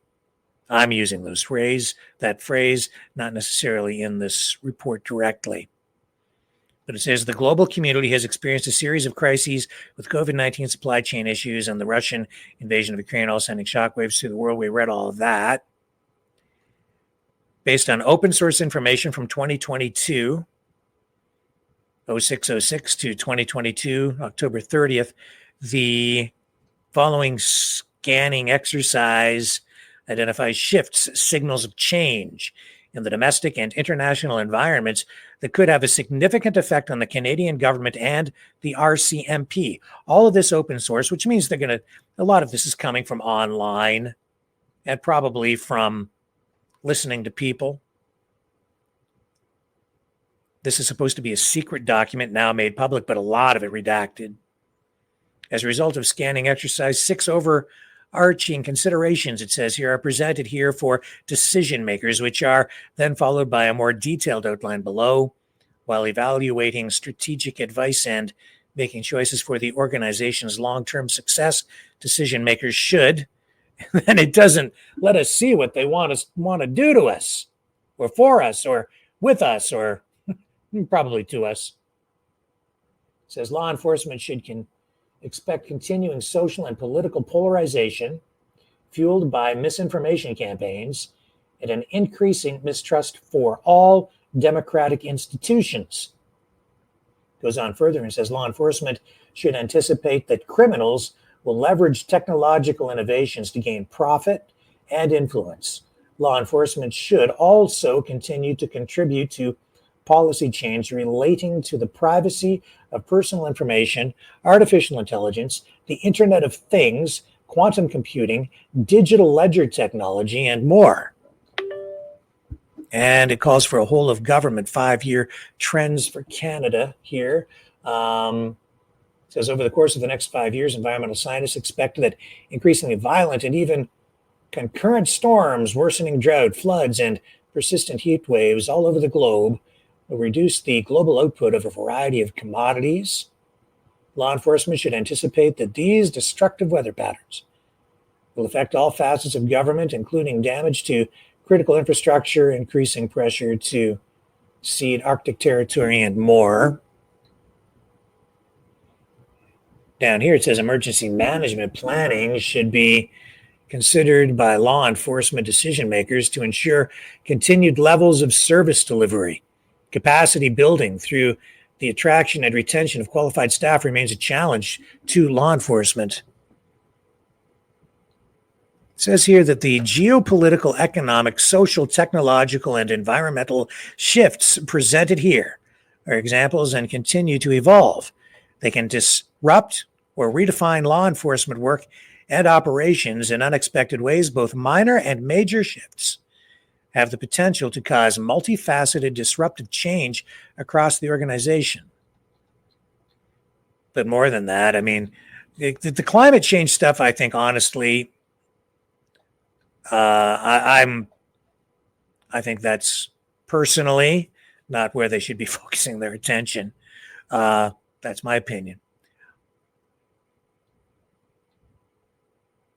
Polar resentment here, the covering or the coming period of recession.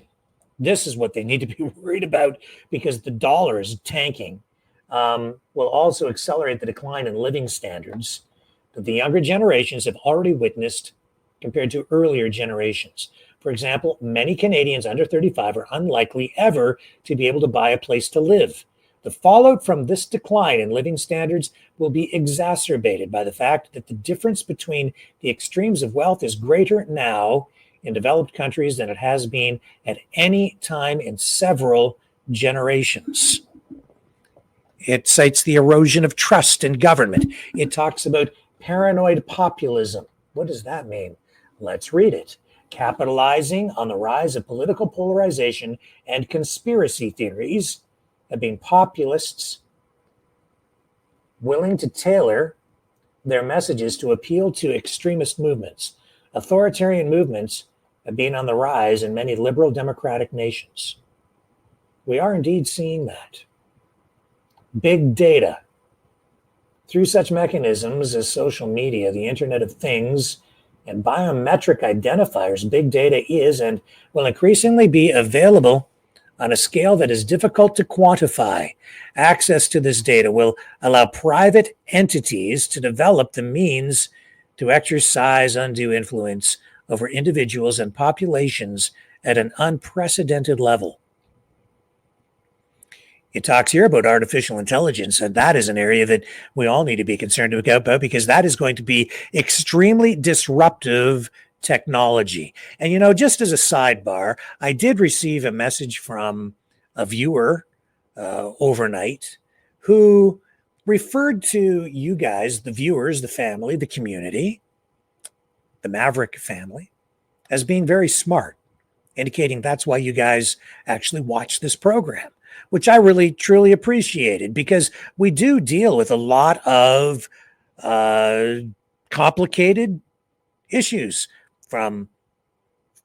We deal with philosophy, religion, economics, certainly politics, science, geography, issues of war and peace, and artificial intelligence, which this report addresses in this way, saying artificial intelligence, AI, the use of evolving computer algorithms to help computers, vehicles, robots, and other machines perceive, reason, learn, and plan is expected to have a significant impact on government operations in the coming 5 years. That's how fast this is happening. My guess is in a year, you're going to see major changes because AI is growing at an exponential rate. AI, it says here, will enhance and assist decision-making by helping coordinate operational resources, finding patterns in vast data sets, and boosting productivity in a wide range of endeavors. One especially concerning use of AI for the next 5 years is the deep fake, and in particular, the deep fake of important and famous people. Indeed, we're seeing that happen now. AI, faked videos, images, documents, even websites, all designed to deceive, mislead, and manipulate in ways that not only can affect your views of the world, your decisions, your attitudes, your mood, but also the way you even vote, what you decide to eat for lunch, what you buy when you go to the supermarket, or what you buy online. Quantum computing also identified here as a disruptive technology. It is possible that quantum computing, it says, will be available within the next 5 years. That will be a huge game changer as well. Blockchain. Everybody's worried about central bank digital currencies, right? In a way, it's already sort of here with Bitcoin and other cryptocurrencies, but it says blockchain. It goes beyond that, though, as many of you already have clued into. Blockchain technology is not just for things like Bitcoin or digital currency. It can be used and employed in a variety of other ways as well. Blockchain is a data storing structure currently used in virtual currencies such as Bitcoin, it says. Blockchain technology will enable and enhance other emerging technologies like AI, machine learning, additive manufacturing, and autonomous vehicles. Blockchain systems record transaction data on a ledger that is distributed. That is, there is no central trusted authority. All nodes or users in the network hold and maintain a copy of the data set, immutable, that is, once added to the ledger. Transactions cannot typically be undone or altered, and agreed to by consensus. That is, transactions can only be added to the ledger with the approval of specified nodes in the network. The advantage of blockchain systems over other databases is that they can operate securely without centralized oversight and control. That is, zero trust. Have you seen the price of Bitcoin lately? It is crazy. It is absolutely nuts. Let's check the price just as we do this on the fly. Bitcoin price. That is at $94,989.99 Canadian dollars. Is that insane? That's a major increase, man. And what is Bitcoin? It is just bits and bytes, little computer bits and bytes. That's the equivalent of 69,930 US dollars at this moment. I go back a year ago, it was at 27,000. It has more than doubled in the past year in price. That's why a lot of people just hold. They buy and hold. And people think that the price is just going to keep on going up. But I'll tell you this, based on the lessons from the past, don't you believe it, folks? What goes up must come down at some point. What goes up must come down. Right now, you have a lot of people sort of buying into Bitcoin. And this is my opinion, and it is not financial advice. I'm not a financial planner. But Bitcoin has proven to be a very volatile currency. And it has severely dipped at times, and then it keeps on coming back up. So, yeah, I can only advise caution to anybody that might be thinking of putting money into Bitcoin. I own a little tiny bit of Bitcoin that I bought, some years ago, and I've just been sitting on it too. It's just sitting there. And it's not worth that because I don't have a whole Bitcoin. I bought when it was already so high that you have to buy like a little piece of Bitcoin because you don't have to buy the whole thing. All that being said, as you can see, the country's in a state of extreme volatility. A lot of people not just looking to things like gold for economic stability, but to Bitcoin, the cryptocurrencies, all based on blockchain technology. Again, unprecedented times, new technology. And yet, I'll tell you this too. Regardless of what people may think about Bitcoin, even Bitcoin ultimately will be subject to the natural laws of supply and demand, the natural forces of economics. Economics is not just about, it's not just like some man-made construct. It is a natural phenomenon. And Bitcoin is subject to that in the same way that the dollar is too. You can manipulate Mother Nature for a while, but as I say, what goes up must come down. It's just the law of nature. So beware. Just beware. It just has to be. I don't know when. I don't know how. I don't know if it's going to go up or down. It might come down. It might go back up. It'll come down and it will go back up again. But that's the thing about value of the stock market, the value of the dollar, or the value of Bitcoin, the value of anything. It's all subject to the laws of nature. And that's what the RCMP report is all about as well. It's about economic instability largely. It's about social change, technological change, people losing their jobs in the future to technology, other people profiting immensely because they will harness the power and the productivity of these new technologies like AI. So some people will make it very well. Other people who do not adapt, who are not able to change and shift with the times and adapt, they'll potentially be left behind. And this could be very disruptive for our country. And yet at the same time, it holds so much promise. AI, for instance, could be our ticket out of this economic mess. If we can use AI to leverage productivity and harness immense growth with it, and it is entirely possible that we can do that through a combination of AI and even robotics, then maybe we can grow our way out of this. But we need vision, we need leadership, we need leaders who understand the technology, the social implications, and can figure out how to respond to it in an appropriate way with shifts in legislation, shifts in policy, shifts in the approach to the future. And that's not going to be easy.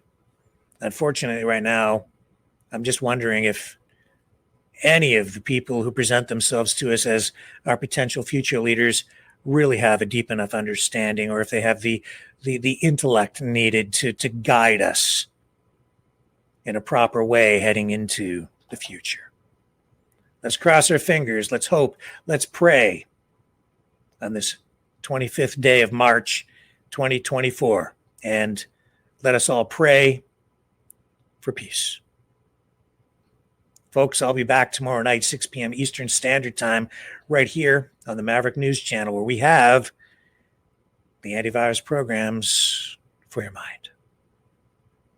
Catch you on the flip side.